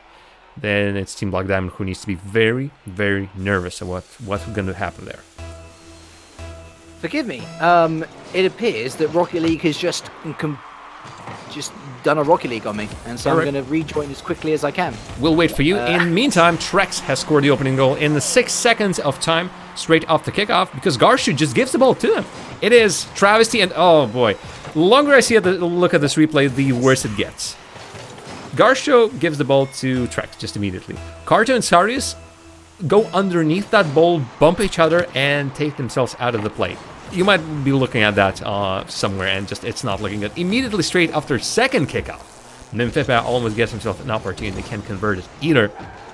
And for Backflip boys, the nightmare continues. The name of that nightmare is still Time Chasers. Nothing wrong with that. Nothing changed about that one. That monster under the bed is still the top team of the league with all the same quality that we've seen throughout the season. Keep going. I'm looking at you, and you are fighting that game as fiercely as possible. It's bad. It's real bad. It loaded me in, and nothing happened. All right. Well, you tell us when you're back in this one. In the meantime, Backflip boys are getting up on the attack, not conceding so far since those first opening seconds. Mephipa might be setting up something on the wall. Nobody to connect it, but nobody from Backflip boys connecting with the ball either. Only with the help of Garcia, who was the last player. Now everyone needs to rush back on the side of the Backflip boys. More misses right now for Time Chasers, which is not unlike them. But that 1-goal lead and a dominant performance in the first game shows that might be just momentary. But something that we really seen from Team Black Diamond previously is the fact that at some point their plays that previously had been at such a high quality just stopped working out. For Time Chasers, I'd say the level of play needs to drop much lower than this for them to start missing them, but not as dominant for them this game too. Maybe on this clear, Minfipai double tap. Oh, he was looking for it, didn't angle his car low enough. And then a follow-up from Trax just catches the Backflip boy, still reacting to the very first shot that Minfipai has made. Just right here. Couldn't rotate his car in time. Garsho and Sarius throwing their cars on top of the ball. Just not working out for them. 2-0. Time Chasers continue the tradition they started in the first game. Let's just slowly wear Backflip boys down. Breaking news, Time Chasers is a very good team. Wow, that's a hot take if I've ever heard That's one. a hot take. Actually, let's see Garsho. Nope, Garsho can keep the ball with him, starting a promising attack with Sarius on the ground. Basinki can bring it, and then it immediately breaks down. Let's look at this play. They had so much promising opportunity, but Kartu rushes it back, not getting a touch. He got a touch, but that touch was just there for Time Chasers to get back from their half to the midfield line, and by that point, nobody from Backflip boys could have stopped. Hey, I'm here. Hello. Okay. I join is 3-0. No surprise, really, sadly. And again, it's the questions that need to be asked of Backflip boys if they are to progress. Can they progress with this stuff? Or is it a bit of a flawed task? Is it even possible with the quality of player that Time Chasers have? Plenty of questions to have in the off-season, certainly. But for now, Time Chasers are just happy to pad out the stats. They'd quite like to lock out the goals and assists for the rest of the season. Minfipai, big clearance off the backboard, and what a touch from Why Not Party to get it down. Pex chases, and Garsho needs to clear this one up. Does so, but there was no communication with, I think it was Kartu coming in. Kartu now in net, but the pressure remains for Time Chasers, and almost goal number 4. Oh, that was very close. Trax just working out for any opportunity, and the Backflip boys gave him that opportunity. Trying to throw the rotations in. Goal for Backflip boys on the other end of the field as they managed to then turn that attack into a counter. Or say just 2 misses. Yeah, and that is not a touch the level of Nice finish. That is solid. Sarius didn't miss. Credit to him. But that touch by Win at Party was a pull. You're going to have to score 2 to convince me that you're back in this game, though, Backflip. Meandering on the backboard is Why Not Party, but too far forward was everyone from the Backflip boys. A little too eager. Minfipai sees Why Not Party in the middle. Gets the tricky touch past one, but ultimately it wasn't the touch that he was probably intending. Taken out of midair by Trex. No mercy, no chill. And Trex sees Minfipai there in the middle looking for the direct pass. But Trex was the architect of his own demise in that play. Got in front of the shot and denied it from going towards the goal. Kartu with a nice win in the midfield. Minfipai again, nice, comfortably in the rotation to get back in and bring it back into the orange half. How many dribbles are there still in him now? Couldn't get the ball high enough. Garsho reading the plays pretty well. He was that player who stopped that aerial pass opportunity between Trex and Minfipai Nice previously. Some good clears, but immediately just thwarted. Minfipai loving what I'm seeing today from him. Maybe he's not playing, like, getting the same goals as Trex is getting, but Minfipai is solidly there, and with Why Not Party, I would even say that Minfipai today is playing even better than Why Not Party. Lying in wait to Why Not Party. Not necessarily a save, but Garsho had to deal with it. Out from the back, it's Sarius now to loft this one high. Coming in for the challenge was Garsho, wins it, but again, no follow-up, so Trex throws it back into the orange half. Bit more of a mundane scoreline here in goal number 2 with 30 seconds left. Got the Time Chasers all mine, they're in plenty of control. Trex, open net. Goal! Splash. Sploosh. It's Trex. I mean, you could expect from him to do things with almost German efficiency.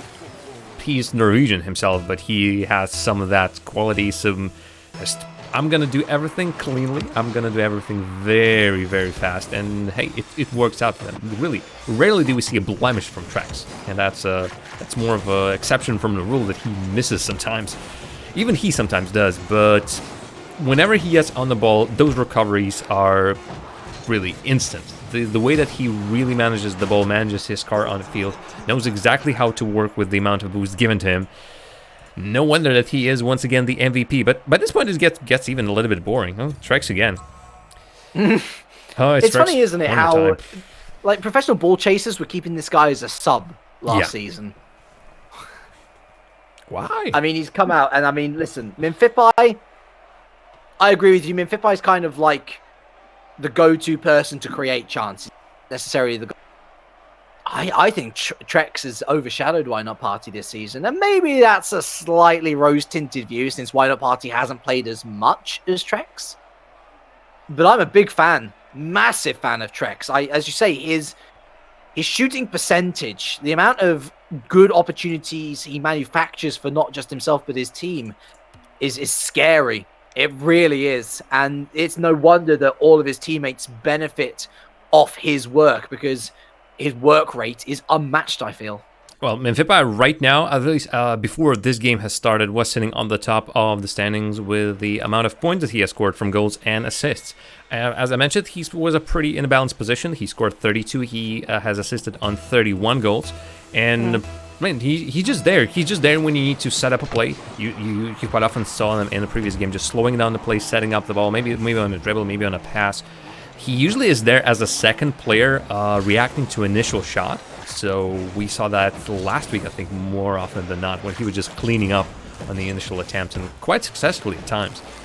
So he is there. He is maybe not as flashy as Trex, maybe not as famous, or not having that label of the most promising player in the league as Why Not Party.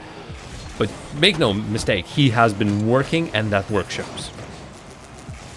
Also, I do know that Trex wasn't able to play it last. Saying it funny that they had him in their reserves.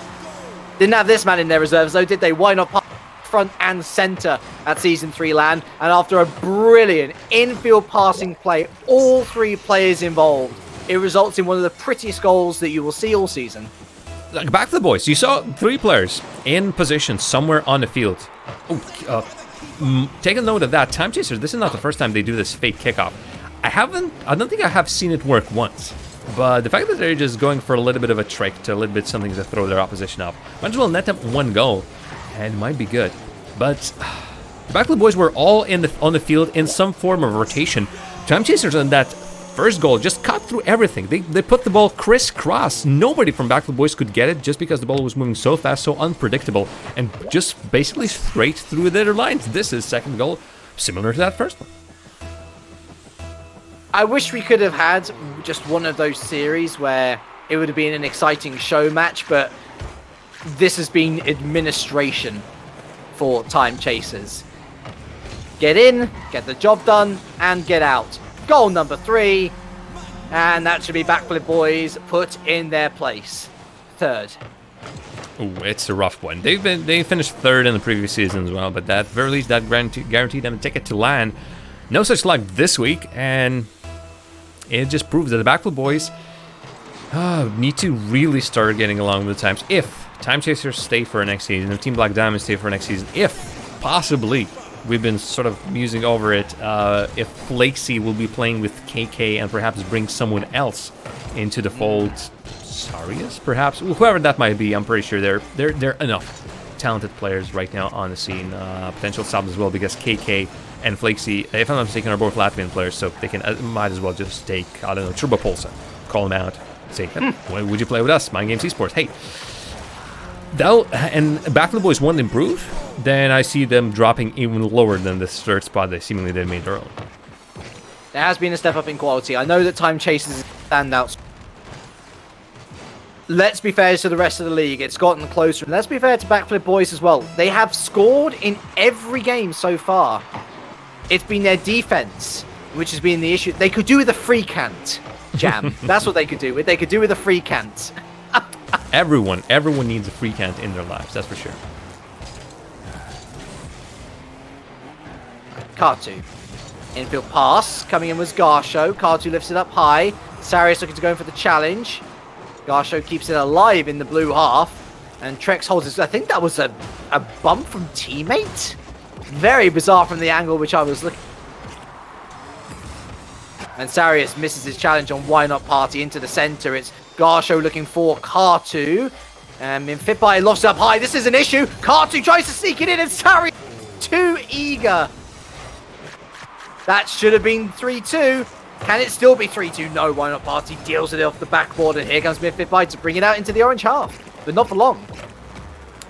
This is some of the weakest plays I've seen from Time Chasers. They are finally making mistakes that really are costing them possession in their own half.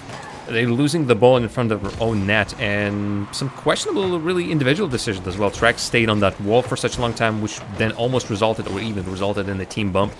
Then on the ground, they really couldn't figure it out. Trex, it actually works out pretty wondrously for Time Chasers. Did they intend that? Maybe not. But the fact is, they really made sure that nobody, just absolutely nobody, could take this down. Goomba stomped. And another 3-0 lead, or 3-goal lead, I should say, rather, open up for Time Chasers. As I say, administration, nothing more than that. It's like they've hardly had to step out of first gear. Minfitby goes central again. Garsho gets there before the Time Chasers player, however, and once again that 3-goal lead is slightly degraded into a 2-goal lead, and it's Garsho on the end there, beating out Trex, a rare beat in the midfield. The Garsho on Trex. Still there's hope, Jam. Trex had to react to Minfitby's unfortunate touch. That ball should have been going way deeper on the orange half. Instead, it lingered too much in the blue side. Trex forced to go up, and by that point, Garsho, big credit to them. The fact that he even went for that challenge shows he'd been reading the situation well. Reduces the lead of Time Chasers to 2-0. This is a great passing play. If only... Wait, up... No... What? That was a great passing play. That was a poor touch right here. And then it was... Minfitby didn't have the control of his car. Look at that. He was flipping and flopping, twirling towards that net. He shouldn't have made that touch. Absolutely. I mean, let's be real. Sarius should have got that on target in the first place, so it should have been a goal. Helped massively by Minfitby, the traitor, remembering his Weite roots. Wait, should I be playing on ball chasers? That hope is starting to come in leaps and bounds of Backflip boys. They're tied 4-4. And just at the moment we thought, all right, this is 3-0. Let's chalk it down. Business as usual. Administration, as you've pointed out a couple of times. Why Not Party can make that save, and where have you been all this game, Backflip boys? Well, this series, really. Sarius still on his Roadhog, very flashy Roadhog, but seemingly his team has now, at the very least, adopted a serious tone of the play. Let's see what will come out of that. Tied game, 1 minute remaining. This is the final game for the Backflip boys if they lose this. Still could be the level of a buzzer beater over late second goal that completely kills their, well, at least their hopes for getting some pride in this one. Even taking one game after Time Chasers will be already great. And the fact that they came back into this one is remarkable on its own. But who's in attack? It's Time Chasers. Their attack, the best in league. Oh, and going wide again. It's Why Not Party misfiring. 20 seconds to find a winner. Otherwise, we go to OT. Garsho, look how fast Garsho's running into these challenges. He misses on that occasion. But again, Kartu with a great win. Towards the net, it's another shot on target. Forced into the save was Minfitby. Central, Garsho! Why Not Party with a massive save. Backflip boys, so close to Why keep it alive? To win. Why would you keep it up? You morons, why would you keep it up? You're inviting trouble. We're going to OT, folks, in game number 3. Oh, Backflip boys. I mean, again, for these two teams, it is... The only thing that can happen here is if Time Chasers drop this series, well, right now get reverse swept. Lovely save. For the Backflip boys, they're not going to land any way, shape, or form. They're stuck in that third place, whatever happens. Time Chasers can just drop down slightly lower in the standing. They still go to land. And yet, why just drop this game? Backflip boys came really close to that one with keeping the ball alive at 0 seconds. Oh, dearie me. I can't believe they kept it up. Okay. Come on, Backflip boys. You can get yourselves a game here. Get yourselves a game. Garsho. Why not Party? Kartu. He's not going to beat Why Not Party again. Garsho taking out Trex in the middle, though. Sarius with the pinch. Minfitby expends some boost. Garsho, again, so quick to the ball, Garsho in midfield. Loving what I'm seeing from him right now. Kartu. Oh, great read from Minfitby. Garsho in trouble. Manages to make the save. And again, the pressure comes to a stop with Why Not Party, who's been a little bit hot and cold in this series overall, Jam. Towards the net, Garsho. Can he follow it up? No, it's Sarius who must have called him off. Goes high again, Garsho. And Minfitby off his own backboard once more. What are you thinking? Minfitby's turned traitor confirmed. Hail Hydra! Backflip boys get a game. I mean, he was closer to the ball and had more pace and perhaps more boost to make it clear. The only problem is, Trex was already at the bottom of that shot and already just rushing towards it. It is... I mean, I was praising Minfitby a lot in this series, but the amount of questionable plays that he has been making, something that really was not helping Time Chasers, does not help. Really, it's rough. But the Garsho playing out of his mind to bring this game back. This had the colors of the Team Small Brain versus Team Black Diamond. The only thing is, this is not the end of the series. This is not the game number 5. It's just not your season life on the line. This is Backflip boys finally figuring out, hey, Time Chasers are no longer as scary. No, these wonderful passing plays are gone. They're not playing as fast enough. They're not finding each other on the field anymore. They just continue under pressure. It's still crazy. It's still pretty crazy how this game goes. 9 goals. It is up there in the upper registers of the games. Usually you see something much lower. Backflip boys. For the fourth time. Sorry, just to say, for the 4th time this evening, server maintenance. So we're going to be taking a little bit long to get to the game. Oh boy. Rough. Actually, can I have an invite to the party, please, folks? That'd be nice. Why not party? Yeah, why not party? And actually, I think I was a little bit harsh on him there, because he did end up with the most saves of his team, was the most involved. I just think it was more... I was more critical in the offensive side of his game. There were a lot of shots missed from Why Not Party. Which, I mean, really, looking at the balance of that game, Backflip boys should have been done for by the midway stage, and yet they've managed to drag themselves back in at least. A lot of that goes to them, and part of that obviously goes to Time Chasers. They've let their pressure go. Whether they relaxed or rather things started falling apart for them, and then they started getting nervous. Then more mistakes crept in, and as a result, when things fall into place for Time Chasers, it looks as if it's effortless. And it obviously, those plays then fuel the next plays, and it just continues on being awesome. Whenever something falls apart, it feels like they're almost not used to that. What? We are conceding goals. We are falling behind. What is this wicked sorcery? And here we are. Backflip boys, the 3rd team to take at least 1 game off Time Chasers. Well, I'm not hoping for more. It's still possible. It's hard to see more than this. Time Chasers, the kind of plays they've been pulling off on the field, there are short of nothing short of fantastic. I see a Scarab, and not on the team you'd expect. Wait. Oh, is there 2 Scarabs? Minfitby and Why Not Party have Scarabed it up. Trex is the only player to remain with a Meta car. I mean, Halloween was just, what, about 10 days ago? You guys are a tad too late with your costume changes. And but if you wish, sure, why not? Party. And here's the thing, I'm all for it if there's fun, but you do realize that earn money the higher you finish in the league, folks. I wouldn't be treating it like... I mean, Why Not Party should be scoring that. Like, there's fun, and then to me as a caster, there's not taking it seriously. And I hope that professional ball chasers, I hope that Time Chasers don't end up throwing this, because that would make a mockery of the league.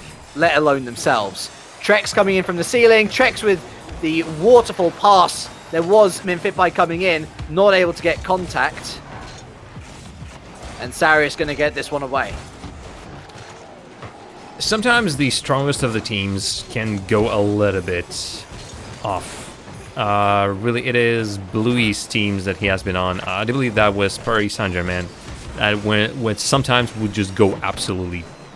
Whether some switch would be flipped and they all of a sudden would be going 0-7. Just nothing would be working out for them.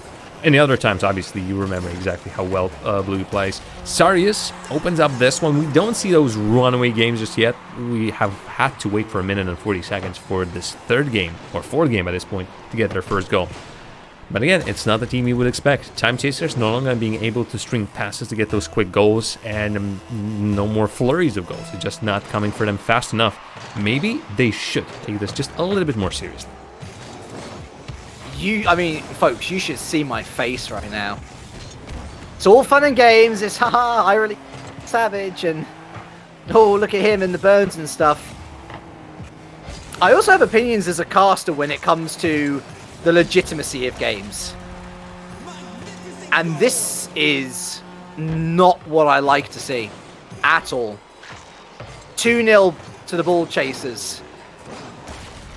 And quite frankly, if I was the Time Chasers boss, I would be furious. I'd be fuming. I'd be fuming right now. Unbelievable behavior from this team. When they've shown so clearly in games 1 and 2 that they should have wrapped this up in 3 games. Well, perhaps they're fuming furiously, but because by this point, maybe. Definitely would be as well. If Fitby tries to go an individual attack, something of the sorts. I feel like right now that the Backflip Boys playstyle has just gone to counter to what Time Chasers are doing. And it's not like you see Time Chasers trying to go, let's score only turtle goals, or let's completely disregard something. Let's just like completely throw everything away. But it's just that the Backflip Boys are going pretty aggressively. But that aggression now, coupled with the Time Chasers, are not really struggling to find each other on the field and missing some of the regular challenges for them, something that should have been just taking home with eyes closed, means that the Backflip Boys' aggression allows them to do so much more on the field, and specifically to get all these goals right now and get into that solid 2-goal lead. 2 minutes left on the clock. Kartu. I'm curious, by the way, KP or whoever, let me know, what is the difference in prize money between first and second? Very curious to learn that stat. I do believe actually there is no difference for regular season. The prizes for both first and second will be decided in the finals in Tallinn. That's fair. In which case then, they've basically been given legitimacy to throw, I guess. Infield pass. Trex trying to get on the end of it. Garsho. To be fair, we shouldn't say anything negative against Backflip Boys here, because quite frankly, they've just taken advantage of the opportunity that's been presented to them, and it's all come through Garsho for me, who's been outstanding in the midfield. His pace has doubled to performances which we've seen in previous. Like he's earned this, I feel. Garsho remaining on the backboard again. He's got awareness, which again is more than what he's been showing. Boomer from downtown from Trex goes wide. Demo from Trex, and why not Parts trying to get the dunk, but unable to convert. Garsho is able to, again, it's an attempted fake out maybe, or just a flat out miss, I don't know. Been fit by with no boost to work with. And if professional Ball Chasers don't get their business suits on soon, it's going to be game 5. Whether that was premeditated or not, I honestly cannot tell at this point. Trex down to Why Not Party, who doesn't commit. Kartu with little boost, the game petering out. And well, Backflip Boys have a second game. We're going to game 5.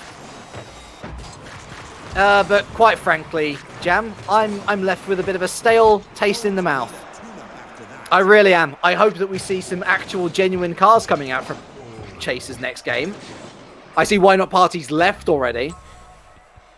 Yeah. It's rare. It's really rare where I am genuinely annoyed as a caster, but I'm annoyed with that game massively. Backflip boys, they deserve it because they turned up and they played. Yeah, Time chasers, not so much. Look at these stats. 3 shots by time chasers. I've seen them so many times miss the balls outright. Yes, Scarab is, I believe, an Octane hitbox, but they just so were not used to it. They've been missing so many opportunities. If time chasers want to get anything out of the next game, they have to. They have to take this a little bit more seriously, because this game number 4 has been a throw. Has been an absolute throw by them, and it's, again, it goes against the just your usual... But it goes against sporting spirit. Exactly. Man. Like, exactly. I'm all for wanting to give opposing teams a chance, especially when time chasers are as good as they are. You know, I realize that it might seem a little bit boring to some viewers. Oh, time chasers win again, but that's the point of a league. That's the point of playing. That's the point of seeing how good one team is and aspiring to be as good as that team. It's what helped the BESL grow to have a much stronger strength in depth this season, which is why we've seen Backflip boys struggling more, which is why we see Postgame strong. They did finish 6th last season. They finished rock bottom this season. It's a progression. I see that Why Not Party has switched to the Dominus. I see that Minfipi has switched to the Fennec. I don't want to say I hope that they win over Backflip boys, but Jam, they should win. It's not even questionable. A team that scored 7-8 past Backflip boys in game number 1 should not be losing a series in a 3-game reverse sweep. It shouldn't be happening. It absolutely shouldn't be, and this is a match that might be just incredibly weird for everyone participating, everyone watching. Time Chaser brought it on themselves just right now, trying to get ready for the game. I believe we're waiting for Trex, whether he has any issues, or he's also trying to figure out how to approach this game. But the Time Chasers, whoever is there in the role of the captain right now, just needs to slap everyone else on the team and says, all right, enough. This has been, maybe we had some fun. I at the very least hope they had some fun with this. But if not, Time Chasers might have their very first series lost of the whole season, because the Backflip boys, no matter what Sarius has brought with his Roadhog on the field, the Backflip boys are playing seriously. And they're actually playing well. Yeah, and they're playing well as well. Again, I feel like their playstyle, the way that they've tried to approach this game, started to really cut down the Time Chasers' playstyle. And despite the technical quality on the side of Time Chasers, it still was not enough. The longer the series went, it was less and less obvious on the field. At some point, it just dropped down completely. And the Backflip boys just were managing to, playing perhaps at 105%, 110%. They've managed to work past the Time Chasers' sides and just make sure that it is a best of 5 series going to game number 5, which perhaps should not have been so. Yeah, I apologize, just having some server issues again. It's typical day when I have a broadcast after this one. Is the day when we have all the server maintenance and server issues. I'm going to give some time to the players just to reset again. I don't really think there's too much more to say on this subject, really. Maybe let's look forward to Team Black Diamond, actually, and how they're going to be looking at this series. Do they see an opportunity here? If they can, I don't know, somehow convince that Time Chasers shouldn't be taking them seriously, suggest that they might be able to take some games off in, remember, that best of 9 series when it comes to the LAN finals. It's going to be a slog of a series. It's going to be the longest thing I've certainly commentated on in terms of one continuous Rocket League series. And mistakes can happen. And as I say, perceptions can change during that length of time. It's a guaranteed 45 minutes of gameplay. It is as long as it possibly can get, and it's a great chance for Team Black Diamond to do something they haven't managed to do in the regulation season. That is to win a series against the Time Chasers. Plenty of games. A winning team will have to take 5 games off of the other team to get something done. And if something like this... There we go. Well, something like this happens, goal 3 seconds into the game, then it's Time Chasers back on the table. If not, well, Team Black Diamond had a pretty good start to them. It seems like the Backflip boys just forgot who they were playing against. That previous game just shown them Time Chasers, more like Ball Chasers, huh? And then Trax just goes and does this straight off the kickoff. Player that perhaps was trying to really force it through the previous game, but couldn't do so. Through his teammates, perhaps again not really taking this seriously. Backflip boys, well, the real test starts right now. Can you bring it down and take the series? Jam, just look at their movements. Just look at their movements in comparison to week 4 already. First 30 seconds. They've turned on the light switch. The only reason that one's gone in is a miscommunication defense. Card pressure. Minfipai commits when Trex had it covered. Why not party in no man's land? 1-1. But just their movements alone are so much more time chasers, right? Time chasers have lost my respect this week. And if they end up losing this series because Backflip Boys is now in the groove and is now playing as well as they have done this season, then they only have themselves to blame. Rough, but absolutely fair right now. Backflip boys, if only they could bring something like this previously, but it took them all this time. They have it in them, just like many of these teams we have seen throughout the season. They definitely have it in them to perform at a high level, but through one reason or the other, they just can't do so on a regular basis or bring it in when it matters the most. And for Backflip boys, unfortunately, their season hopes were dashed last week already here. They only hope to play for, again, that pride. And that pride actually would mean a lot if they can bring Time Chaser just down a peg. Rex had 2 players against him, 1 behind, 1 in front. Still does not care. Just look at how unfazed he is. Even by Sarah's back. Sarah should have just... I mean, I know the issue there. He was thinking, oh, I could go for the demo. But by that point, if he'd gone for the demo, he would have scored on his own net. So a difficult situation. He just needed the guy in net to commit. 2-1, Time Chasers. Sarius on the ball once again.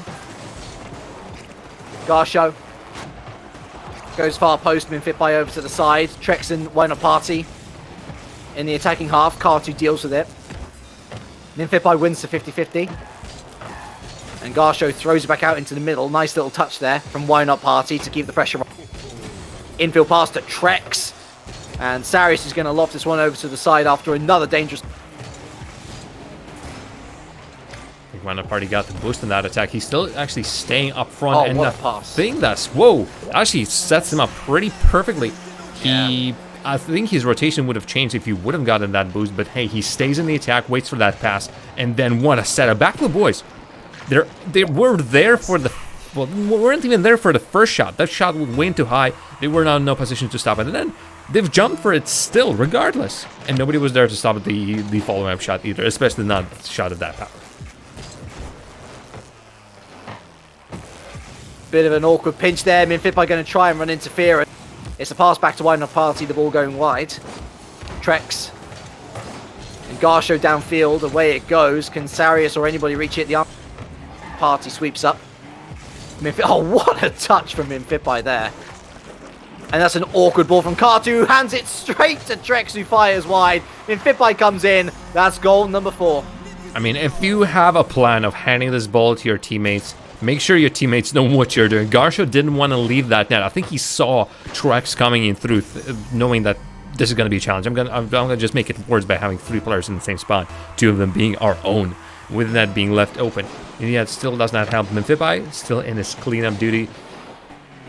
And everything seems to be falling right back into place. Our league Time Chasers are being Time Chasers. The conversion rates and just the consistency is at the same level as we expect from them. Whatever that game 4 of the series was, I think everyone would be better off just completely forgetting about it. Oh, I'm going to share my thoughts on it afterwards. Don't you worry, I'm saving them.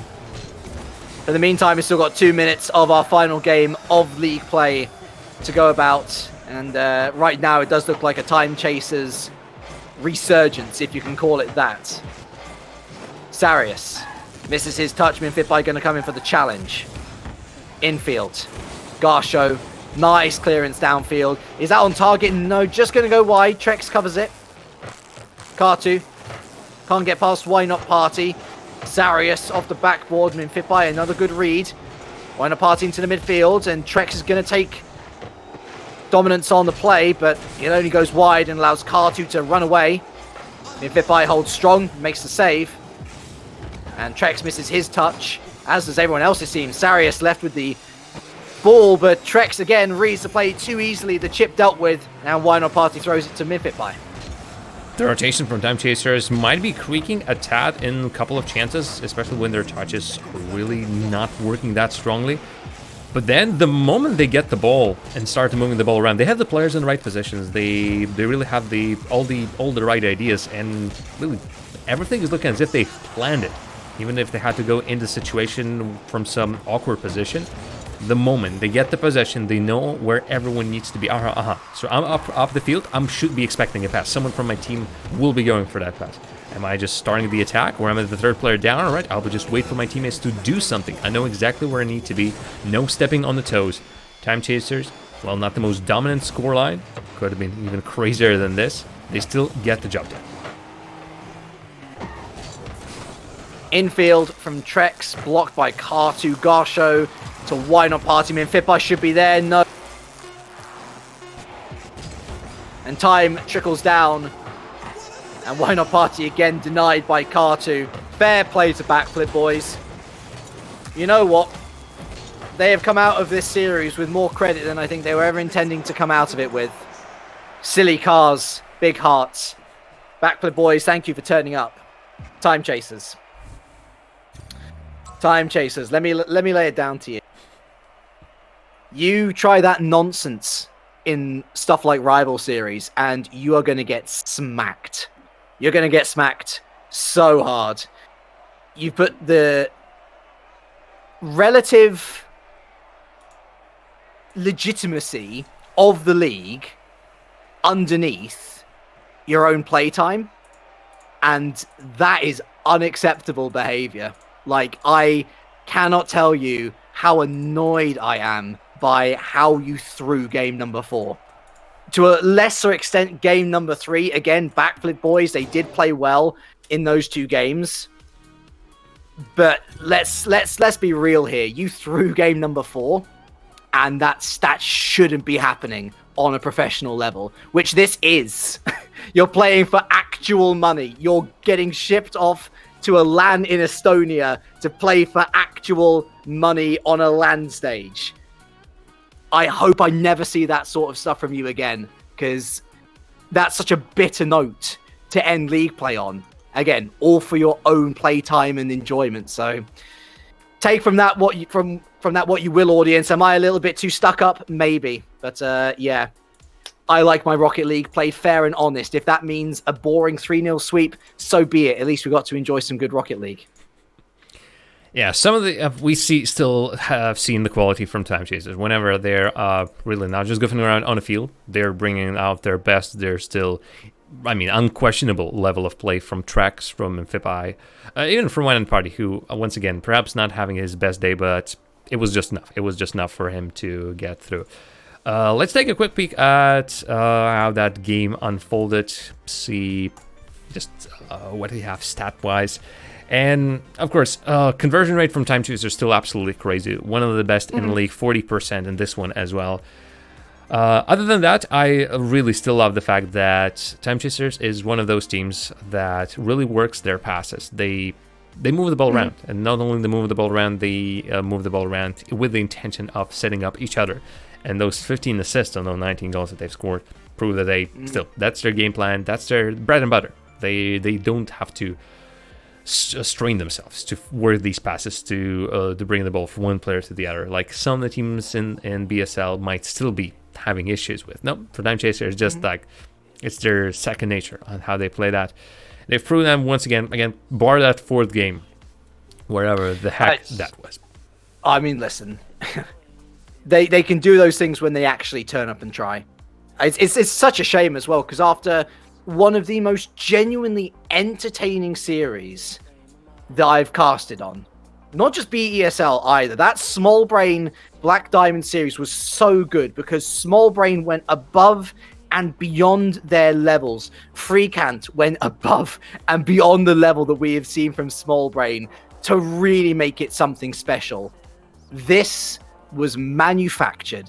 This was one of the least entertaining series I've ever casted on. In fact, just because of the nature on it, it leaves such a bad taste in the mouth. And yeah, I don't think I'll be speaking to them too much at LAN because I'm just so disappointed. I'm so disappointed in the behavior. If Backflip boys were in on it as well, then I'm going to revoke my plus rep card to you because that's, yeah. Let's look at the season overall, shall we? Otherwise, I'm just rant. Time Chasers versus Black Diamond at LAN. In theory, on paper, should actually be a really exciting series. Unfortunately, where there are winners, there are also losers. And Team Small Brain, post-game strong, both eliminated from the BESL. They'll have to qualify via the play-ins for next season. Post-game strong. They never looked confident, really. There was that one series win that they picked up. Ultimately, they lost the bottom of the league this week.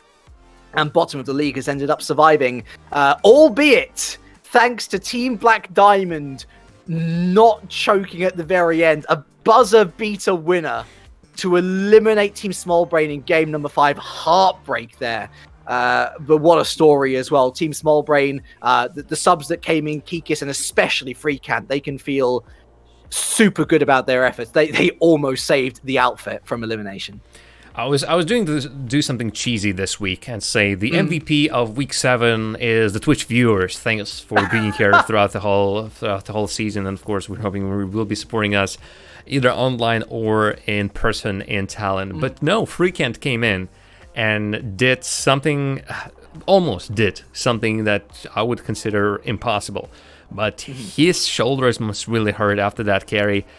He couldn't do that. He is still my MVP for this week, no question about it. I cannot agree. Again, 19 saves out of 31 over the course of the series. It's so funny as well. In the same week as I've said, saves are a bit of a double-edged stat. You know, yes, it shows that you're defensively strong as a player, but you're conceding so many shots on target that you're making so many saves. Team Small Brain almost won because of him single-handedly. One of the best performances we've seen in the BSL to date. And if he is available for a team going forward, consider him. Team owners, please. He looks like a real prospect. Just make sure that he doesn't 1v1 too much. Seems fair to me. Right. Jam, you're host of this show. I don't know where you plan to go next. Is there any thanks that you want to give out? Any stats that you want to look at? I specifically want to say thanks to the Twitch viewers who have been watching us all this time. Of course, everyone has been running this behind the scenes. There's still a lot of stuff we want to quickly throw before we go on our final break of the season. Again, the season's not over. There still will be a big game happening over in Tallinn on November 23rd during the HyperTown Expo. And I'll mention more about HyperTown, how to get there, what to do there besides esports a little bit later on. But as for the season, this ties this down. This is Rocket League, at least the regular season, done altogether. We can actually talk a little bit about the stats now that you mention it. There are a couple of perhaps prizes that we should be giving out. The prize for the best goal scorer goes to Trex. He scored 10 more goals at his nearest teammate. In that case, that's Mimfipai, 37 from Mimfipai. I believe assist most likely will go to Mimfipai with this 37, up on 7 assists from his teammate Trax. Nothing really changes there. Nope. Goodness gracious. Best savior of the league, of course, that will be Tigmato with his wonderful 54 saves. Again, powerhouse. I mean, he was just there all the time, going absolutely crazy. Overall, on if you combine goals and assists, Trex once again wins this one. Sometimes it's too unfair. When he plays, it's absolutely unfair. And of course, the best team of the season, Time Chasers, not dropping a single series to any one of the teams, dropping a couple of games, 2 games in fact, in this series, and during their first week as well, during the against the Team Black Diamond. But in the end, nobody could take the series away from Time Chasers, and really, that also means a lot.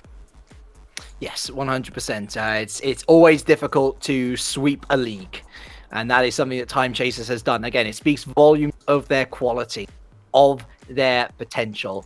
Will they be able to fulfill a little bit more of it, though, at LAN is the big question. Yes, you heard right. There's no quarterfinals, no semifinals. There's only 2 teams. It's a best of 9 at LAN in Tallinn. I've never casted a best of 9 jam in any game, in any league. I'm rather excited. A proper endurance test, if anything.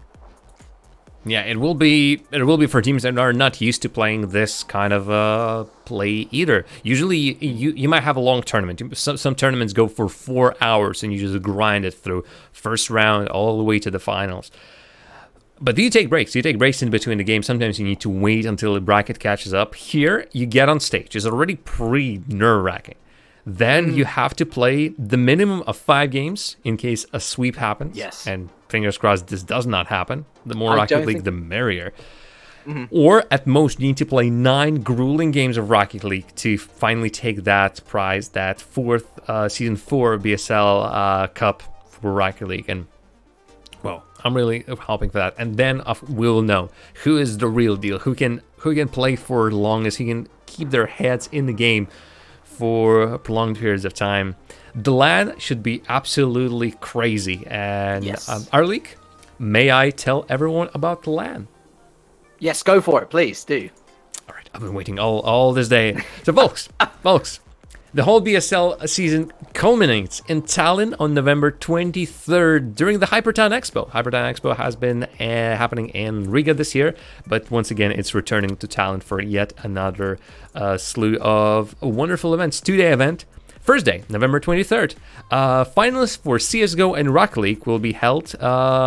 And not only that, Guns of Boom, a pretty popular mobile game, will be there in Tallinn as well. They'll also be having their finals, not just BSL finals, World Finals. That is madness. Second season of Guns of Boom Worldwide Championships. Teams from Brazil, US, India, Europe, all around the globe will be participating for it and playing for the grand prize of $170,000. That is 4 zeros. Massive. That is thousands. That is the biggest prize pool in the Baltic esports history yet.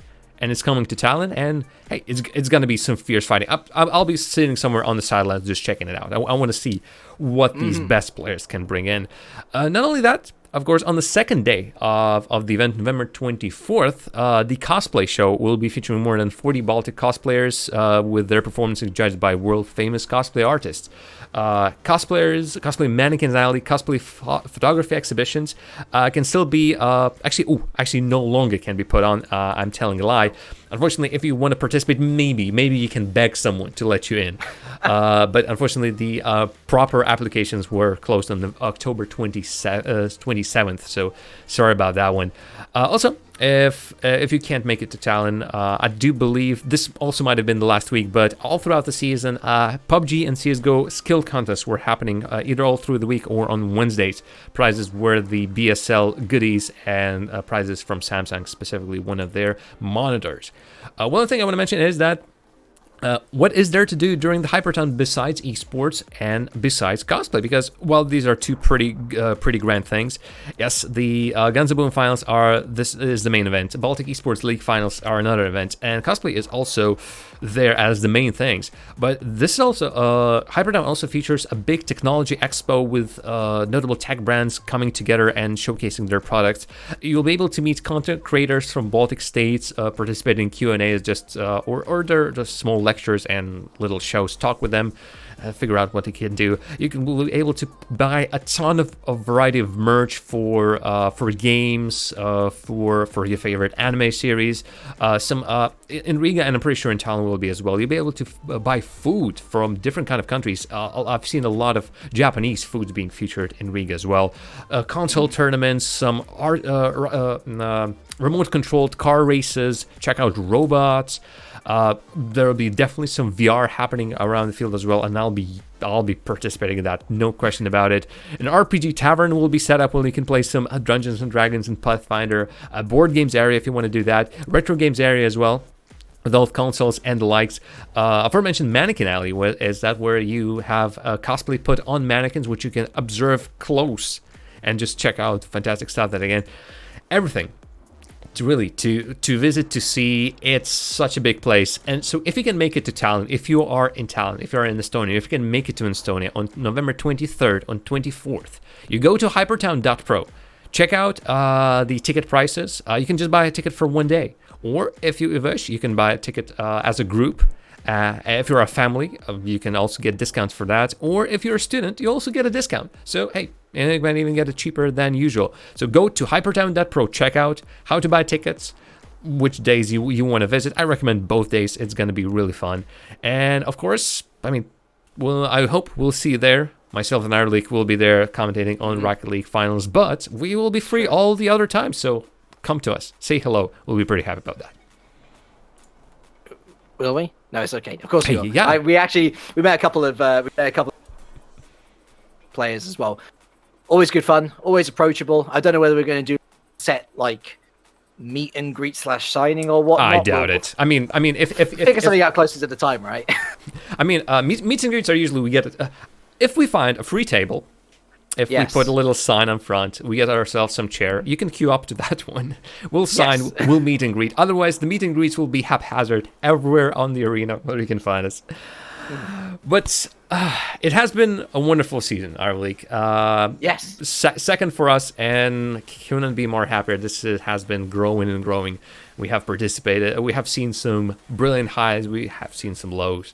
But it has been fun. Any last thoughts about what has perspired before we say goodbye for the final time this week during the regulation season? And we'll say goodbye until Tallinn and November 23rd.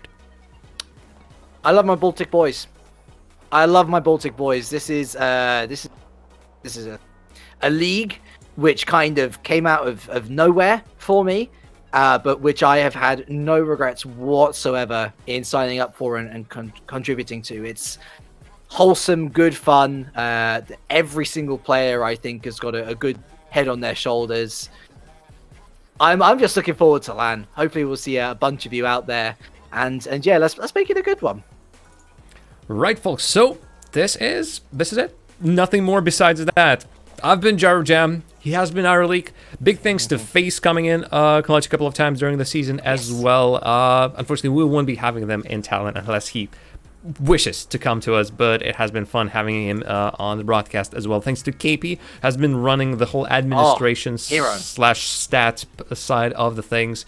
We are very obliged to him for making sure that this runs smoothly. Thanks to every single player who has participated, everyone has watched, and I hope you have enjoyed this season just as much as we did. And in 2 weeks' time, we really hope we'll be able to see you in Tallinn. So until then, goodbye. And of course, as always, play more Rocket League.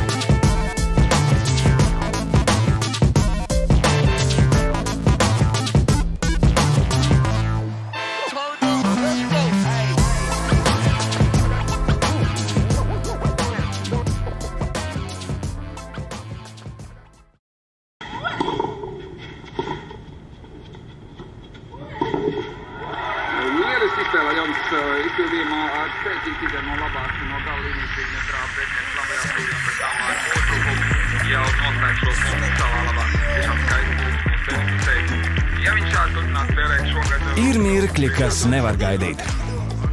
Paņem tos līdzi, lai kur tu būtu. Helio ITV televīzija, kas pielāgojas tev. We're 1,000 miles from comfort. We have traveled land of sea. But as long as you are with me, there's no place I'd rather be.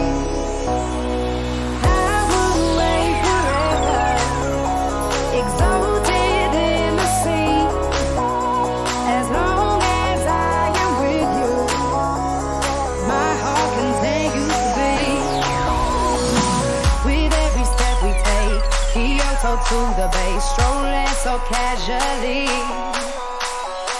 We're different and the same. Get you another name. Switch up the battery.